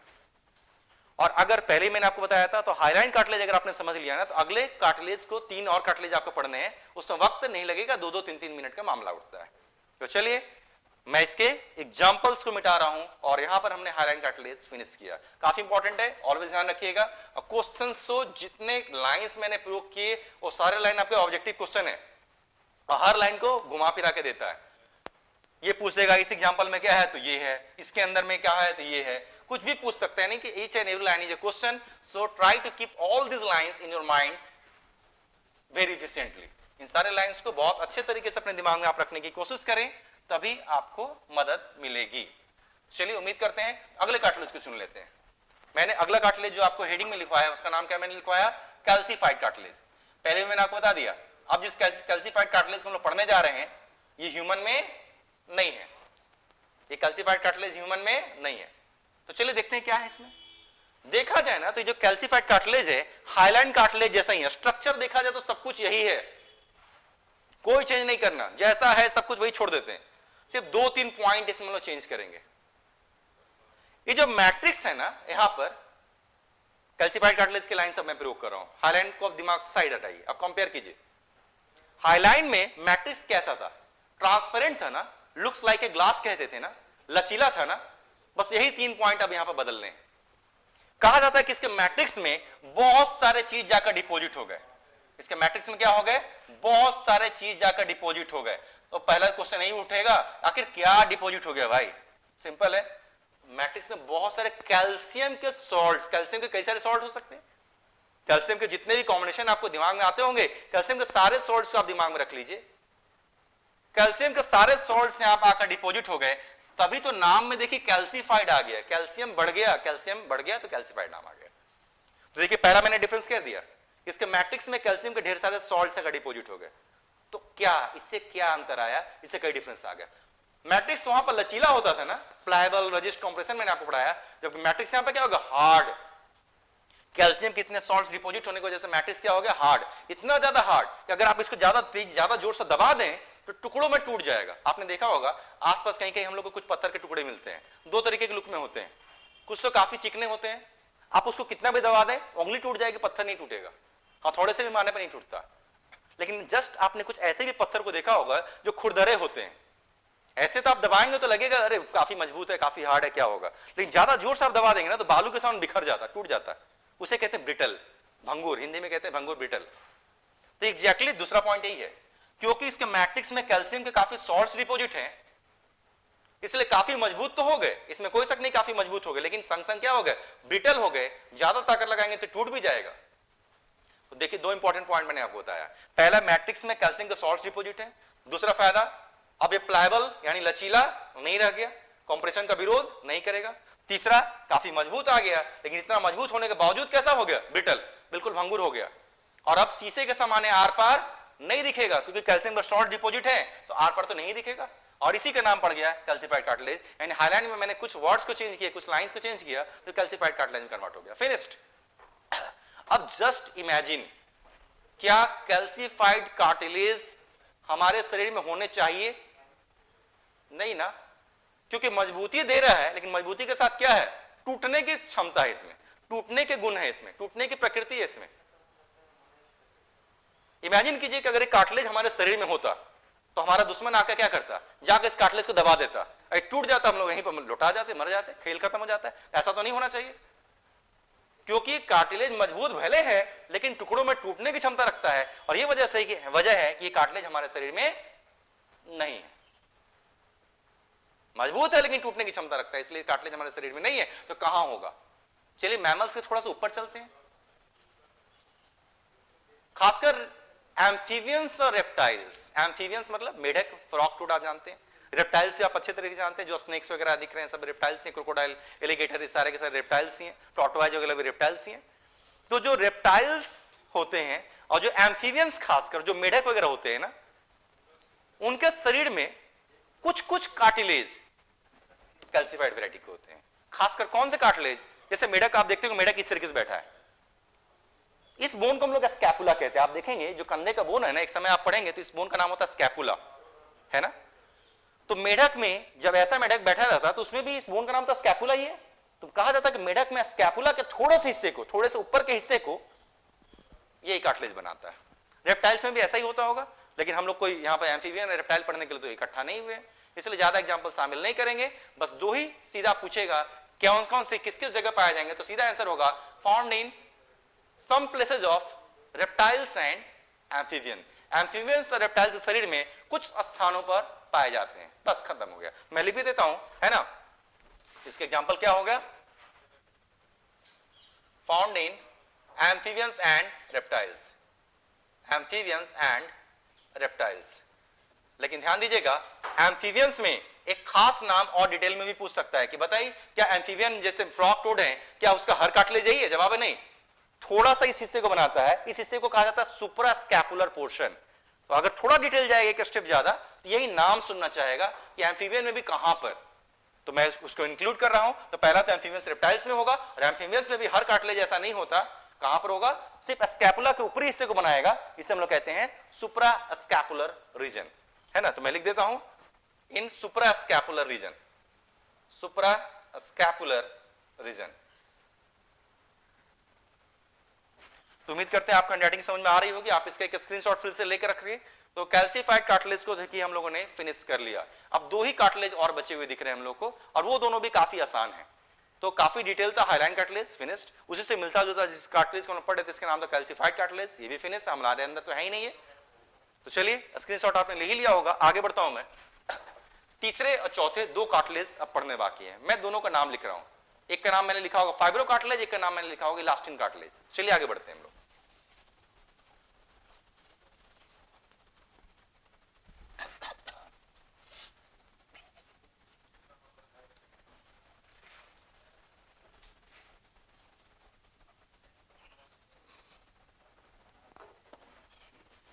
एक का नाम है, मैं हेडिंग लिख रहा हूं, तीसरे नंबर का कार्टिलेज हम लोग पढ़ने जा रहे हैं, नाम है फाइब्रो कार्टिलेज। और चौथे तरीके का कार्टिलेज हम लोग यहां पर लिख पढ़ेंगे, चौथा आखिरी, इसका नाम होगा इलास्टिन कार्टिलेज। थोड़ा सा बस कंपेयर करना है हम लोग को। पहले जो कार्टिलेज पढ़े तो दोनों में मुझे कॉन्डोब्लास्ट या कॉन्डोसाइट्स बना लेने चाहिए। आप तो जानते हैं कि कॉन्डोब्लास्ट या कॉन्डोसाइट्स कैसे दिखते हैं, है ना। कैसे दिखते हैं? ओवल शेप्ड सेल होते हैं, इस तरीके के ओवल शेप्ड सेल होते हैं। इसका न्यूक्लियस भी ओवल शेप्ड होता है, उसके अंदर न्यूक्लियस भी कैसा होगा? ओवल शेप्ड होगा। इधर भी होंगे, इधर भी होंगे। चलिए इधर बनाते हैं। तो जिन सेल्स को हम लोग ड्रॉ कर रहे हैं इसका नाम है कॉन्डोब्लास्ट या कॉन्डोसाइट्स। कैसे होते हैं? ओवल शेप्ड सेल होते हैं। न्यूक्लियस कैसा होता है? ओवल शेप्ड होता है। इन सेल्स को क्या है, 2 या 4 के ग्रुप में रहने की आदत होती है।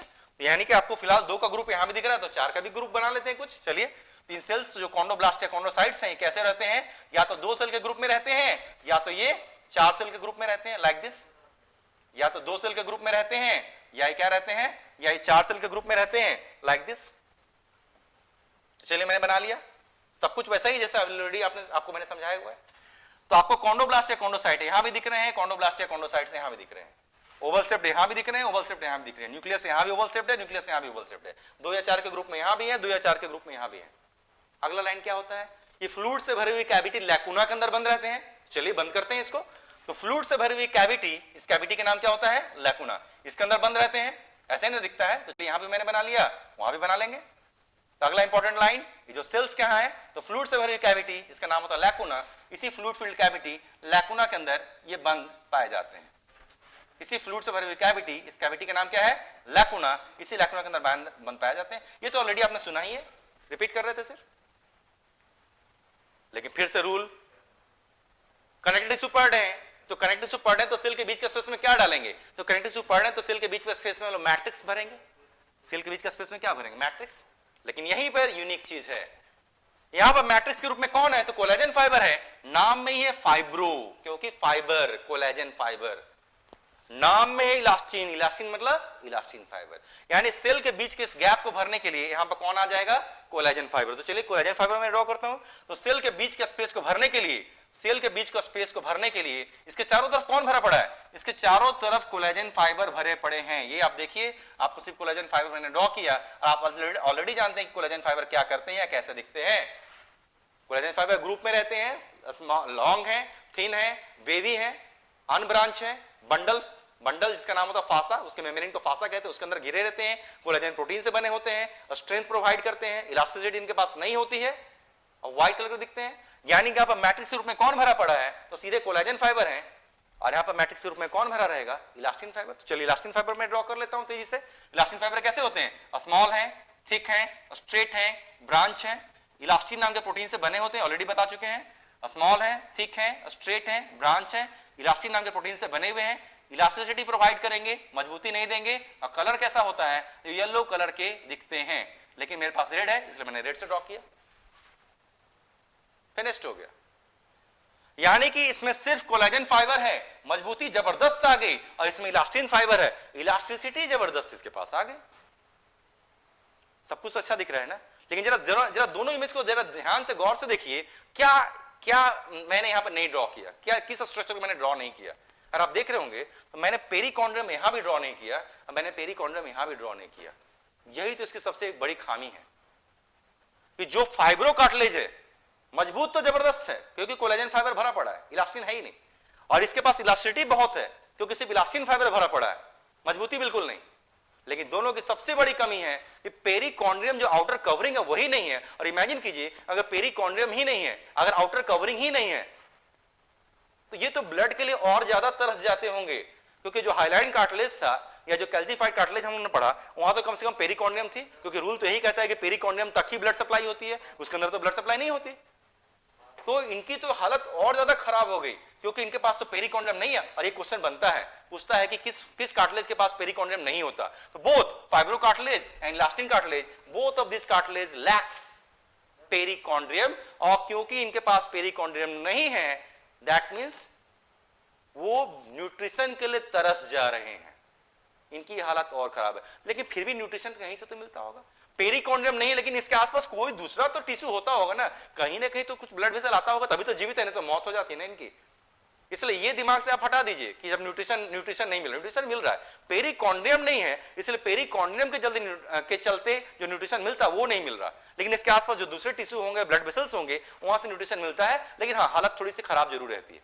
फिनिश्ड हो गया। तो ये देखिए हम लोगों ने दो कार्टिलेज फिर से फिनिश और किया, एक का नाम रखा फाइब्रो कार्टिलेज, एक का नाम रखा इलास्टिन कार्टिलेज। जो दिख रहा था वही बोलना था।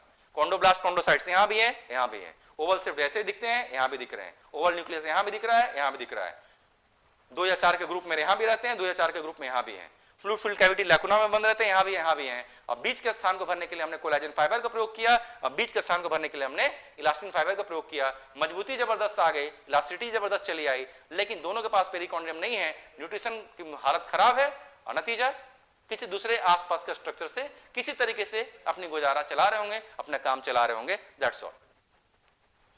अब सीधे आना हम लोग को किसके ऊपर, एग्जाम्पल्स। मुख्य की चीज क्या है, मुख्य चीज तो आपका एग्जाम्पल है। तो चलिए दोनों ही कार्टिलेज में कुछ एग्जाम्पल लेके चलते हैं। लेकिन फिर से सेम चीज, मेरे पास लिखने के लिए जगह की कमी है, इसलिए मैं क्या कर रहा हूं, दोनों में इसको मिटाने वाला हूं। आप चाहें तो इसका एक स्क्रीनशॉट लेकर रख सकते हैं, इसके बाद मैं इसके एग्जाम्पल को इसी जगह पर लिख दूंगा, है ना। इसके स्क्रीनशॉट को आप लेकर रख लें, सीधे इस फोटो को, इमेज को मैं मिटा के एग्जाम्पल पढ़ाता हूं। उम्मीद करते हैं आपने ले लिया होगा। आगे बढ़ते हैं हम लोग।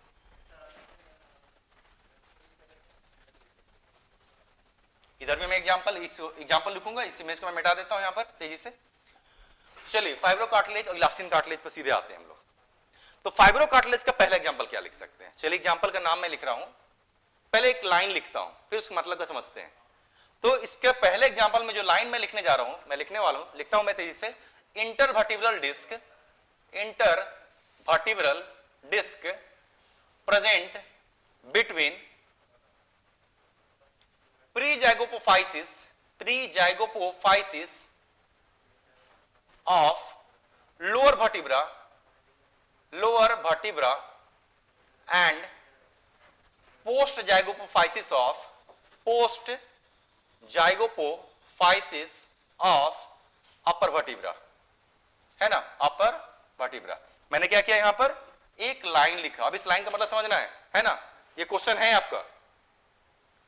ओब्वियसली हम लोग बाहर निकल गए, लेकिन ये क्वेश्चन बहुत ही आम तौर पर देखे जाने वाला क्वेश्चन है ना, काफी बाहर चल रहा है लेकिन बहुत कॉमनली दिखता। और ये नहीं समझे, बल्कि सिर्फ नाम को कैच कीजिए, बहुत आसान से है। चलिए सुनते हैं हम लोग।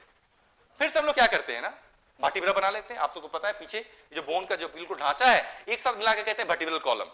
लेकिन यहां से यहां तक जो वर्टिब्रल कॉलम, जो बोन का एक ढांचा है, उसके हर एक बोन को तो वर्टिब्रा बुलाते हैं। तो इमेजिन कीजिए इस पीछे के किसी भी एक वर्टिब्रा को अगर आप ठीक पीछे से, सिर्फ पीछे के व्यू से देखेंगे कैसा दिखेगा। अगर इस वर्टिब्रा को ठीक पीछे के व्यू से आप देखेंगे ना, तो कोई भी वर्टिब्रा लगभग आपको इस तरीके का दिखेगा। कोई भी वर्टिब्रा आपको लगभग इस तरीके का दिखेगा। यानी कोई भी वर्टिब्रा क्या है, क्या कोई भी वर्टिब्रा ऊपर की तरफ से और नीचे की तरफ से क्या बिल्कुल फ्लैट है? जैसे डस्टर आप देख रहे होंगे, तो डस्टर तो आपको ऊपर से फ्लैट दिख रहा है, नीचे से भी फ्लैट दिख रहा है। लेकिन क्या कोई भी वर्टिब्रा ऐसा फ्लैट है? जवाब है नहीं। किसी भी वर्टिब्रा में जो ऊपर का सरफेस है ये भी थोड़ा सा दबा हुआ है, फ्लैट नहीं है। और नीचे का जो सरफेस है ये भी थोड़ा सा दबा हुआ है, फ्लैट नहीं है। यानी क्या है? दबा हुआ। दबे हुए क्या कहते हैं आप फिजिक्स में? आप कहते हैं कॉनकेव, बाई कॉनकेव कहते हैं। तो कोई भी वर्टिब्रा ऊपर से भी कॉनकेव है, नीचे से भी कॉनकेव है, यानी बाई कॉनकेव स्ट्रक्चर है। तो अगर कॉनकेव है यानी कुछ गड्ढा जैसा सरफेस होगा, अगर इधर भी कॉनकेव है यानी इधर भी कुछ गड्ढा जैसा सरफेस होगा, उसका नाम देना होगा। तो किसी भी वर्टिब्रा में ऊपर की तरफ जो गड्ढा जैसा सरफेस दिख रहा है ना, इसको कहते हैं हम लोग प्री जैगोपोफाइसिस। प्री मतलब पहले है, और नीचे की तरफ जो गड्ढे होते हैं ना, इसको हम बुलाते हैं पोस्ट जैगोपोफाइसिस। पोस्ट मतलब बाद में है, वर्टिब्रा के नीचे, इसलिए पोस्ट जैगोफाइसिस। यानी प्री जैगो, अगर आप ध्यान से देखें तो आपको देखिए यहां पर प्री जैगोफाइसिस अवार्ड भी मिल रहा है, और ये देखिए मैंने पोस्ट जैगोफाइसिस अवार्ड भी यहां पर देखिए प्रयोग किया हुआ है। उम्मीद करते हैं दोनों वर्ड आपको क्लियर हुआ होगा। यानी अगर ये कोई वर्टिब्रा है तो इसके ऊपर की सरफेस देखिए कॉनकेव है, नीचे की सरफेस कॉनकेव। उसी तरीके से ये भी वर्टिब्रा है तो इसमें भी क्या है? ऊपर की सरफेस। मैं इस वर्टिब्रा को थोड़ा कलर कर देता हूं जिससे आपको अच्छे से दिखे, है ना। तो किसी वर्टिब्रा में क्या दिख रहा है? ऊपर की सरफेस कॉनकेव है, ऊपर की सरफेस कॉनकेव है मतलब प्री जैगोफाइसिस। नीचे की सरफेस भी कॉनकेव है मतलब इसको पोस्ट जैगोफाइसिस कहेंगे। और कहा जाता है इन्हीं, तो बीच में स्पेस है ना, इस स्पेस को हम लोग कहते हैं इंटरवर्टिब्रल स्पेस। इस स्पेस को बुलाते हैं इंटरवर्टिब्रल स्पेस, क्योंकि वर्टिब्रा के बीच का स्पेस है। और इस स्पेस में क्या होता है? सेम फाइब्रो कार्टिलेज होता है। इस स्पेस में क्या होता है? मैं काम करता हूं, ग्रीन से ड्रॉ कर लेता हूं। इस स्पेस में क्या होता है? ये देखिए बीच में कार्टिलेज है, सेम कार्टिलेज की एक डिस्क भरी रहती है। इसी डिस्क को बुलाते हैं इंटरवर्टिब्रल डिस्क। तो इंटरवर्टिब्रल डिस्क जो है इसी फाइब्रो कार्टिलेज से बना है। क्या फायदा देगा? मजबूती देगा ना, क्योंकि मजबूती नहीं रहेगी तो आखिर बॉडी सीधे खड़े रहना है या सीधे बैठना है, पॉसिबल नहीं रहेगा, स्ट्रेट रखना है ना, मजबूती चाहिए। तो क्वेश्चन यही है कि इंटरवर्टिब्रल डिस्क कहां पर है। एग्जांपल तो हो गया फाइब्रो का एग्जांपल इंटरवर्टिब्रल डिस्क, लेकिन पूछेगा एक लाइन और आगे जाकर पूछेगा कहां पर है। तो ऊपर वाले वर्टिब्रा में पोस्ट जैगोफाइसिस है, नीचे वाले वर्टिब्रा में क्या है? प्री जैगोफाइसिस है, उसी के बीच में है। तो देखिए वही तो मैंने लिखा हुआ है कि this intervertebral disc it is found in between post zygapophysis of upper vertebra and pre zygapophysis of lower vertebra. खत्म हो गया। तो देखिए फाइब्रो कार्टिलेज का पहला एग्जांपल मैंने आपको समझा दिया। आप चाहें तो इसका एक लेबलिंग ऑलरेडी किया हुआ है, आप एक स्क्रीनशॉट फिलहाल लेकर रखें क्योंकि मैं इस इमेज को फिलहाल मिटाने जा रहा हूं। एक दूसरा एग्जांपल मुझे यहां पर लिखना होगा, और कहां पर है। तो चलिए उम्मीद करते हैं आपने लिया होगा। अब इसके दूसरे एग्जांपल यहां पर लिखने के लिए जगह बनाया मैंने, दूसरा एग्जांपल लिखते हैं हम लोग। दूसरा एग्जांपल कहां पर है? Pubic symphysis. दूसरा एग्जांपल कहां पर है? Pubic symphysis. जैसे आप जानते हैं कमर है ना, कमर में दो बोन का इस्तेमाल करते हैं। इस कमर के इतने दूर के बोन को एक हिप बोन है, जस्ट अपोजिट इधर भी देखेंगे तो इधर भी इस आधे हिस्से को बनाने के लिए एक और हिप बोन है। यानी इस साइड के जो हिप बोन है और इस साइड के जो हिप बोन है जुड़े तो है ना कहीं आगे तो जरूर जुड़े होंगे। तो इधर का जो हिप बोन और इधर का हिप बोन जो आगे इस जगह पर बीचों बीच जुड़ते हैं जहां पर बेल्ट की लोकेशन होती है, उसी जंक्शन को कहते हैं प्यूबिक सिम्फाइसिस। और कहा जाता है कि उस प्यूबिक सिम्फाइसिस में भी सेम इसी कार्टिलेज का प्रयोग होता है। क्यों? आप समझ सकते हैं, मजबूती चाहिए। अगर ये जो जंक्शन है जो इधर के बोन को, हिप बोन को और इधर के हिप बोन को जोड़ता है, अगर वहां पर आप फाइब्रो कार्टिलेज नहीं डालेंगे तो क्या होगा? मजबूती नहीं आएगी। तो हो सकता है इधर का हिप बोन इधर खिसक जाए, इधर के हिप बोन इधर खिसक जाए, यानी हम लोग दो टुकड़ों में बढ़ जाएंगे। कितना इंपॉर्टेंट एग्जांपल है, कितना इंपॉर्टेंट प्लेस पर है ना। तो ध्यान रखिएगा। इसका सेकंड एग्जांपल क्या हो गया? Pubic symphysis. और किस बोन में है? इस बोन के घेरे को कहते हैं हम लोग पेल्विक गॉर्डल या हिप गॉर्डल। बोन का घेरा बन गया ना, इधर का आधा बोन हिप बोन, इधर का आधा बोन हिप बोन, और इस बोन का जो पूरा एक सर्किल जो घेरा बन गया है इसको हम लोग हिप गर्डल या पेल्विक गर्डल कहते हैं। तो उसके बीच के प्यूबिक सिम्फाइसिस नाम के जंक्शन को बनाता है। तो मैं लिखता हूं, पूरा नाम लिखता हूं, तो लिख सकते हैं मेक्स प्यूबिक सिम्फाइसिस या pubic symphysis of hip girdle. Hip girdle इसी को पेल्विक गर्डल भी कहते हैं। फिनिश्ड हो गया। तो चलिए इसके मैंने दोनों एग्जांपल समाप्त किया। अब तेजी से इलास्टिन कार्टिलेज के कुछ एग्जांपल को समाप्त करते हैं। इसमें दो ही एग्जांपल पूछेगा, पहला इंटरवर्टिब्रल डिस्क उसकी लोकेशन और दूसरा प्यूबिक सिम्फाइसिस, फाइब्रो कार्टिलेज मजबूती दे रहा। सीधे आते elastin cartilage. Tip of nose, हमारे नोज का जो बिल्कुल आगे का टिप है, आप उसे आराम से पकड़ें और मूव करें। देखिए जैसे आप चाहेंगे वैसे मूव करें, इलास्टिक जबरदस्त है ना। तो इसका पहला एग्जांपल होता है tip of nose. Tip of nose पर यही कार्टिलेज है, ठीक है। क्या फायदा, नहीं टूटेगा, लचीला होना चाहिए। मान लेते हैं किसी ने मुक्के जड़ दिया, अगर लचीला नहीं होता तो नाक टूट जाता है। आप तो जानते हैं इसको, तो ब्लड सप्लाई भी नहीं अच्छे से, रिपेयरिंग नहीं होगी, नाक जिंदगी भर के लिए लटक कर रह जाएगी। तो ऐसी स्थिति ना आए इसलिए इसको इलास्टिसिटी दे दी गई। तो टिप ऑफ नोज। अगले एग्जांपल पर सीधे चलते हैं हम लोग। एपिग्लॉटिस आप जानते हैं, ट्रैकिया यानी लैरिंग्स की जो ओपनिंग थी ना, ओपनिंग को कहते थे ग्लॉटिस। देखिए इस इमेज को तो आपको ऑलरेडी पढ़ चुके हैं, ब्रीदिंग एंड एक्सचेंज में मैंने आपको पढ़ाया भी है। तो ट्रैकिया यानी लैरिंग्स की ओपनिंग को कहते थे ग्लॉटिस, और ग्लॉटिस के ऊपर देखिए एक ढक्कन होता था, नाम था एपिग्लॉटिस, है ना, ढक्कन होता था, नाम था एपिग्लॉटिस। एपिग्लॉटिस भी यही है, लचीला, क्योंकि उसका काम क्या है, ग्लॉटिस नाम की ओपनिंग को खोलना बंद करना उसका काम है ना। तो लचीला होगा तभी ना खुलेगा बंद होगा। तो दूसरा इसका एग्जांपल हो गया एपिग्लॉटिस। दूसरा इसका एग्जांपल हो गया एपिग्लॉटिस। तो टिप ऑफ नोज हो गया, एपिग्लॉटिस हो गया। पिन्ना, ये देखिए कान, कान की बाहर जो हम लोग में हैंग होते हैं, तो मैमलियन फीचर है, मैमल को छोड़कर किसी में नहीं होता, वो भी सारे मैमल्स में नहीं होता। पानी में जो मैमल्स होते हैं ना, जैसे व्हेल है, सील है, डॉल्फिन है, उनके पास पिन्ना नहीं होता, उनके पास छेद भी नहीं होता, पानी घुस जाएगा, है ना। लेकिन जो जमीन पर पाए जाने वाले मैमल्स होते हैं उसमें पिन्ना काफी इंपॉर्टेंट प्रॉपर्टी होते हैं। देखिए कितना लचीला है, जैसे लोग चाहे ऐड देते हैं। तो इसका अगला एग्जाम्पल हो गया pinna of year. Pinna of year. तो तीन एग्जांपल हो गया, epiglottis, tip of nose, pinna of year. चौथा और आखिरी एग्जांपल मैं आपको बता रहा हूं, एक ही और एग्जांपल लेके चलेंगे, ज्यादा बढ़ाने की जरूरत नहीं है, नहीं पूछेगा उतना। फिर जब आप ईयर पढ़ेंगे ना, तो ईयर के तीन हिस्से होंगे डिटेल में। जब आप ईयर पढ़ेंगे तो आप देखेंगे ईयर के तीन हिस्से होंगे। बाहरी कुछ हिस्से को हम लोग कहते हैं मिडिल ईयर, उसके बाद जो हिस्सा आएगा उसको कहते हैं मिडिल ईयर, सॉरी बाहरी कुछ हिस्से को कहते हैं आउटर ईयर, एक्सटर्नल ईयर। उसके बाद जो हिस्सा आता है उसको हम लोग कहते हैं मिडिल ईयर, और सबसे अंदर जो हिस्सा आता है उसको हम लोग कहते हैं इंटरनल ईयर। और ध्यान दीजिएगा तीनों हिस्से सेपरेट हैं, हालांकि जुड़े हैं, लेकिन एक दूसरे से डायरेक्टली किसी ट्यूब से नहीं जुड़े हैं, बिल्कुल सेपरेट होते हैं। जो भी है, जब ईयर पढ़ेंगे तो आप देखेंगे। एक काम करता हूं मैं, एक ये तो हो गया ना, मैं एग्जांपल लिखता हूं, एक स्ट्रक्चर से मैं आपको समझाता हूं तेजी से, है ना। तो चौथा एग्जांपल मुझे आपको जो बनाना है या बताना है, उसका नाम होता है स्टैचियन ट्यूब, है ना। पहले मैं नाम लिख देता हूं, इसका नाम है स्टैचियन ट्यूब। और स्टैचियन ट्यूब को एक और नाम देते हैं, इसको फेरिंगो टिम्पैनिक कैनाल भी कहते हैं। इसको फेरिंगो टिम्पैनिक कैनाल भी कहते हैं। तो ये कैसा ट्यूब है पहले मैं बताता हूं, फिर इमेज से समझा देता हूं तेजी से, शायद आपको दिमाग में बैठ जाए। तो outer ear, middle ear, inner ear. जो मिडिल ईयर है ना, उस मिडिल ईयर को, ये जो नोज है ना अंदर से ऊपर वाला पोर्शन, इसके बगल में एक और ओपनिंग है। तो इस मिडिल ईयर से इसके बीच में यहां पे एक ट्यूब, अंदर एक ट्यूब छुपी हुई है। मिडिल ईयर से इस जगह पे क्या है, एक ट्यूब छुपी हुई है, बाहर से विजिबल नहीं है। इसी ट्यूब को हम लोग बुलाते हैं स्टैचियन ट्यूब। इसी को हम लोग बुलाते हैं फेरिंगो टिम्पैनिक कैनाल। इसी को बुलाते हैं फेरिंगो टिम्पैनिक कैनाल। वो भी काफी लचीला है, इलास्टिक कार्टिलेज से है। चलिए, तो ये पूरे एग्जांपल्स मैंने लिख दिए, क्योंकि ये नाम शायद आपके दिमाग में नहीं बैठ रहा हो। मैं तेजी से आधे एक मिनट में एक इमेज बनाकर तेजी से समझा देता हूं। तो आप इसका एक स्क्रीनशॉट तब तक लेकर रख लें, क्योंकि इसके बाद मैं मिटाऊंगा और सीधे इसके एक इमेज से मैं इसको आपको तेजी से समझाता हूं, जिससे आपके दिमाग में बैठ जाए। मैं मिटा रहा हूं, उम्मीद करता हूं आपको समझ में आया होगा। तो अब हम लोग सिर्फ फेरिंगो टिम्पैनिक कैनाल या जिसको स्टैचियन ट्यूब कहते हैं, उसका एक इमेज मैं बना रहा हूं। तो ईयर में कितने हिस्से होते हैं, तीन।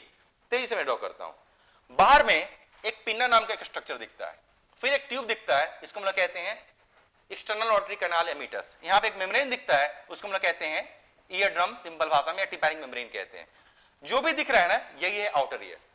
इसके बाद मैं ब्लू से बनाता हूं, मिडिल ईयर आने वाला है। एक कैविटी दिख रही है, यहाँ पे एक और मेम्ब्रेन दिखेगा, ओवल विंडो, यहाँ एक और मेम्ब्रेन दिखेगा, राउंड विंडो। और ये देखिए एक ट्यूब मैंने ड्रॉ किया, यही ट्यूब है स्टैचियन ट्यूब। जो भी ब्लैक आपको दिख रहा है ये आउटर ईयर, जो भी ब्लू आपको दिख रहा है ये मिडिल ईयर। और इस मिडिल ईयर में तीन बोन भी होते हैं। एक बोन होता है हथौड़े जैसा मैलियस, ये जिसके ऊपर टक्कर मारता है इसको कहते हैं इंकस, और ये घोड़े की नाल के समान बोन होता है इसको कहते हैं स्टेप्स। पढ़ेंगे तो जो ब्लैक में दिख रहा है आउटर ईयर, जो आपको ब्लू में दिख रहा है ये है मिडिल ईयर, और इसके अंदर होता है इंटरनल ईयर। इंटरनल ईयर में दो स्ट्रक्चर होते हैं, यहां पर आपको एक क्वाल डक्ट दिखता है, इसको हम लोग नाम देते हैं कॉक्लिया, और इसके ऊपर आपको कुछ इस तरीके का एक इरेगुलर स्ट्रक्चर दिखता है जिसको हम लोग कहते हैं वेस्टिबुलर एपरेटस। पढ़ेंगे कॉक्लिया होगा ऑर्गन फॉर हियरिंग और वेस्टिबुलर एपरेटस होता है ऑर्गन फॉर बैलेंस। आएगा, बहुत डिटेल है, बहुत डिटेल, 1-1.5 क्लास लग जाता है ईयर पढ़ने में, बहुत क्वेश्चंस भरे पड़े, जब आएगा तब देखेंगे। लेकिन ये देखिए मिडिल ईयर है ना, तो इस मिडिल ईयर में देखिए आपको एक ट्यूब दिख रहा होगा ना, यही है वो ट्यूब। ये है आउटर ईयर, रेड से बना हुआ है इनर ईयर, बीच में जो ब्लू से बना हुआ है मिडिल ईयर, और इसी मिडिल ईयर में देखिए आपको एक ट्यूब दिख रहा है, यही ट्यूब नोज के बगल में जाके कनेक्टेड है, और नतीजा जब हम लोग सांस लेते हैं ना तो एयर लंग्स के अंदर तो जा ही रही है, लेकिन उसी एयर की थोड़ी सी मात्रा इस ट्यूब में प्रवेश करके मिडिल ईयर तक आ जाती है। यानी जिस एयर को हम लोग इनहेल करते हैं उसी की थोड़ी सी मात्रा जब अंदर जाने लगती है इस ट्यूब में प्रवेश करके वो मिडिल ईयर तक आ जाएगी। तो जरा सोचिए, अगर मिडिल ईयर में अगर इस जगह पर एयर चली आए, एयर है, तो क्या आउटर ईयर में भी इस तरफ से एयर आएगा? बिल्कुल आएगा, क्योंकि बाहर से तो एयर घुस ही रहा है। तो आउटर ईयर में एयर आएगा तो कहां तक आएगा? यहीं तक आएगा। मिडिल ईयर में एयर अगर जाएगा तो यहां तक जरूर पहुंच जाएगा। और ये देखिए, ये एक मेम्ब्रेन मैं नाम ले रहा हूं, उसका नाम है टिम्पैनिक मेम्ब्रेन, जिसको आप हम आम बोलचाल की भाषा में क्या बुलाते हैं? इसको आप ईयर ड्रम कहते हैं। तो कहा जाता है कि ये टिम्पैनिक मेम्ब्रेन या ईयर ड्रम को अगर अच्छे से सुनाई पड़ना है ना, इसको फ्रीली वाइब्रेट करना होगा। टिम्पैनिक मेम्ब्रेन ईयर ड्रम को क्या करना होगा? बिल्कुल फ्रीली वाइब्रेट करना होगा। और ये फ्रीली वाइब्रेट कब करेंगे? जब इस मेम्ब्रेन के दोनों तरफ प्रेशर इक्वल हो, यानी इधर से जिस एयर का प्रेशर शामिल है इधर से भी सेम एयर का अगर प्रेशर होगा तभी तो मेम्ब्रेन आराम से वाइब्रेट करेगा ना। यही इसका फंक्शन है, प्रेशर को बैलेंस करता है मिडिल ईयर में। देखिए कभी कभी आपको सर्दी खांसी हो जाती है, आपकी तबीयत खराब हो जाती है, अपनी आवाज भारी सुनाई पड़ती है, या कोई भी बोलता है तो लगता है भारी सुनाई पड़ा, क्या हो गया? क्योंकि वैसी स्थिति में जो स्ट्रेचियन ट्यूब है ना, इसके अंदर कफ जम जाता है। आप सामान्य बोलचाल की भाषा में उसे कफ कहते हैं, मेडिकल टर्म उसे स्पूटम भी कहते हैं। तो इन्फेक्शन की वजह से यहां पर क्या जम जाता है? कफ यानी स्पूटम जम जाता है, और कफ स्पूटम जमने की वजह से इधर से हवा नहीं आ पाएगा। हवा नहीं आ पाएगा तो इधर का एयर का प्रेशर क्या हो गया? डिफरेंट होगा, और इधर का एयर का प्रेशर डिफरेंट होगा, और नतीजा मेम्ब्रेन अच्छे से वाइब्रेट नहीं करेगा, और मेम्ब्रेन अच्छे से वाइब्रेट नहीं करेगा, आवाज भारी सुनाई पड़ने लगती है। तो खैर जब एप्लीकेशन आएगा तब देखेंगे। तो फिलहाल मुझे आपको सिर्फ इस नाम को समझाना था। इसका नाम था, आखिरी ट्यूब है, नाम है स्ट्रेचियन ट्यूब। इसी को फेरिंगो-टिम्पैनिक कैनाल कहते हैं। क्यों? क्योंकि स्पेस मिडिल ईयर कैविटी को टिम्पैनिक कैविटी भी कहते हैं, क्योंकि ये ट्यूब किसको किससे कनेक्ट करता है? तो ये ट्यूब टिम्पैनिक कैविटी यानी मिडिल ईयर कैविटी को नासोफैरिंक्स से कनेक्ट करता है, इसलिए इसको फेरिंगो-टिम्पैनिक कैनाल भी कहा करते हैं। तो ये देखिए एक लास्ट एग्जांपल था, और ये आज हम लोगों ने कार्टिलेज को भी पूरी तरीके से, पूरा कनेक्टिव टिश्यू प्रॉपर खत्म कर लिया, पूरा कार्टिलेज खत्म कर लिया। अगले क्लास में हम लोग बोन्स को पूरी तरीके से कंप्लीट कर चुके रहेंगे। और चलिए उम्मीद करते हैं अगर कुछ डाउट होगी तो आप मुझसे आराम से पर्सनल चैटिंग में पूछ सकते हैं, चाहे तो आप मुझे कॉल भी कर सकते हैं। और रिवाइज करें, अच्छे से मेहनत करें, कॉन्सेंट्रेट करके पढ़े, ध्यान से पढ़े। Thank you everyone.